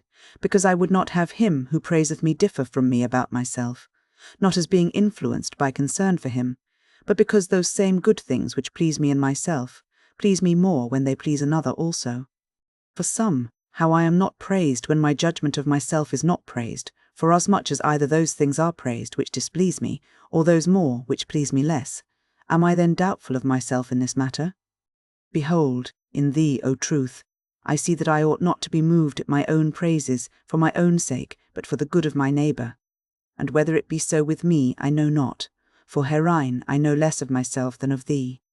I beseech now, O my God, discover to me myself also, that I may confess unto my brethren, who are to pray for me, wherein I find myself maimed. Let me examine myself again more diligently. If in my praise I am moved with the good of my neighbour, why am I less moved if another be unjustly dispraised than if it be myself? Why am I more stung by reproach cast upon myself than at that cast upon another with the same injustice before me? Know I not this also? Or is it at last that I deceive myself, and do not the truth before thee in my heart and tongue? This madness put far from me, O Lord, lest mine own mouth be to me the sinner's oil to make fat my head. I am poor and needy, yet best, while in hidden groanings I displease myself, and seek thy mercy, until what is lacking in my defective state be renewed and perfected, unto that peace which the eye of the proud knoweth not. Yet the word which cometh out of the mouth, and deeds known to men, bring with them a most dangerous temptation through the love of praise, which, to establish a certain excellency of our own, solicits and collects men's suffrages. It tempts, even when it is reproved by myself in myself, on the very ground that it is reproved, and often glories more vainly of the very contempt of vain glory, and so it is no longer contempt of vain glory, whereof it glories, for it doth not contemn when it glorieth. Within also, within is another evil, arising out of a like temptation, whereby men become vain, pleasing themselves in themselves, though they please not, or displease or care not to please others.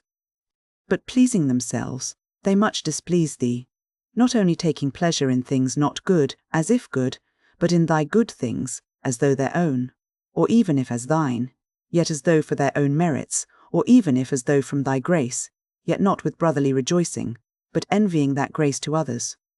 In all these and the like perils and travails, thou seest the trembling of my heart, and I rather feel my wounds to be cured by thee than not inflicted by me. Where hast thou not walked with me, O truth, teaching me what to beware and what to desire, when I referred to thee what I could discover here below, and consulted thee? With my outward senses, as I might, I surveyed the world and observed the life which my body hath from me, and these my senses. Thence entered I the recesses of my memory, those manifold and spacious chambers, wonderfully furnished with innumerable stores, and I considered and stood aghast, being able to discern nothing of these things without thee, and finding none of them to be thee. Nor was I myself, who found out these things, who went over them all, and laboured to distinguish and to value everything according to its dignity, taking some things upon the report of my senses, questioning about others which I felt to be mingled with myself, numbering and distinguishing the reporters themselves, and in the large treasure house of my memory, revolving some things, storing up others, drawing out others. Nor yet was I myself when I did this, that is, that my power whereby I did it. Neither was it thou, for thou art the abiding light, which I consulted concerning all these, whether they were, what they were, and how to be valued. And I heard thee directing and commanding me, and this I often do, this delights me, and as far as I may be freed from necessary duties. Unto this pleasure have I recourse. Nor in all these which I run over consulting thee can I find any safe place for my soul, but in thee, whither my scattered members may be gathered, and nothing of me depart from thee. And sometimes thou admittest me to an affection, very unusual in my inmost soul, rising to a strange sweetness, which, if it were perfected in me, I know not what in it would not belong to the life to come. But through my miserable encumbrances I sink down again into these lower things, and am swept back by former custom, and am held, and greatly weep, but am greatly held. So much doth the burden of a bad custom weigh us down. Here I can stay, but would not, there I would, but cannot, both ways, miserable. Thus, then, have I considered the sicknesses of my sins in that threefold concupiscence, and have called thy right hand to my help. For with a wounded heart have I beheld thy brightness, and stricken back I said, who can attain thither? I am cast away from the sight of thine eyes. Thou art the truth who presidest over all, but I through my covetousness would not indeed forego thee, but would with thee possess a lie, as no man would in such wise speak falsely, as himself to be ignorant of the truth. So then I lost thee, because thou vouchsafest not to be possessed with a lie. Whom could I find to reconcile me to thee? Was I to have recourse to angels? By what prayers? By what sacraments? Many, endeavouring to return unto thee, and of themselves unable, have, as I hear, tried this, and fallen into the desire of curious visions, and been accounted worthy to be deluded.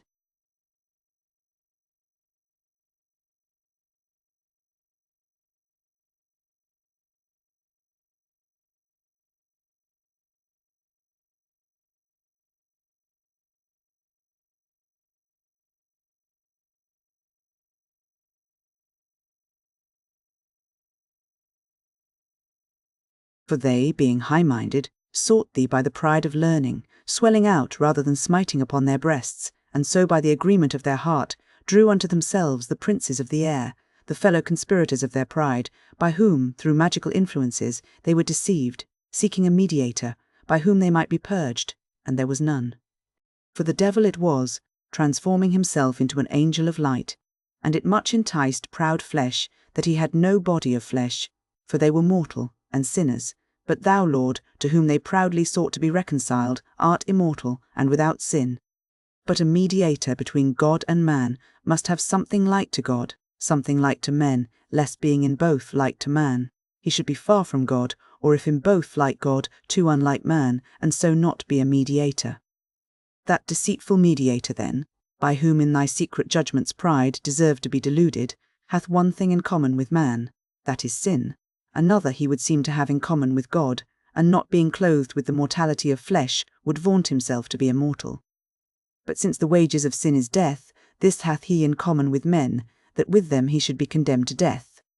But the true mediator, whom in thy secret mercy thou hast showed to the humble, and sentest, that by his example also they might learn that same humility, that mediator between God and man, the man Christ Jesus, appeared betwixt mortal sinners and the immortal just one, mortal with men, just with God, that because the wages of righteousness is life and peace, he might by a righteousness conjoined with God make void that death of sinners, now made righteous, which he willed to have in common with them. Hence he was showed forth to holy men of old, that so they, through faith in his passion to come, as we through faith of it past, might be saved. For as man he was a mediator, but as the Word not in the middle between God and man, because equal to God, and God with God, and together one God. How hast thou loved us, good Father, who sparedst not thine only Son, but deliveredst him up for us ungodly? How hast thou loved us, for whom he that thought it no robbery to be equal with thee, was made subject even to the death of the cross, he alone, free among the dead, having power to lay down his life, and power to take it again, for us to thee both victor and victim, and therefore victor, because the victim, for us to thee priest and sacrifice, and therefore priest because the sacrifice, making us to thee of servants, sons by being born of thee, and serving us. Well then is my hope strong in him, that thou wilt heal all my infirmities by him who sitteth at thy right hand, and maketh intercession for us. Else should I despair. For many and great are my infirmities, many they are, and great, but thy medicine is mightier. We might imagine that thy word was far from any union with man, and despair of ourselves, unless he had been made flesh and dwelt among us. Affrighted with my sins and the burden of my misery, I had cast in my heart, and had purposed to flee to the wilderness. But thou forbadest me, and strengthenedst me, saying, Therefore Christ died for all, that they which live may now no longer live unto themselves, but unto him that died for them. See, Lord, I cast my care upon thee, that I may live, and consider wondrous things out of thy law. Thou knowest my unskilfulness and my infirmities, teach me and heal me. He, thine only Son, in whom are hid all the treasures of wisdom and knowledge, hath redeemed me with his blood. Let not the proud speak evil of me, because I meditate on my ransom, and eat and drink, and communicate it, and poor, desired to be satisfied from him, amongst those that eat and are satisfied, and they shall praise the Lord who seek him.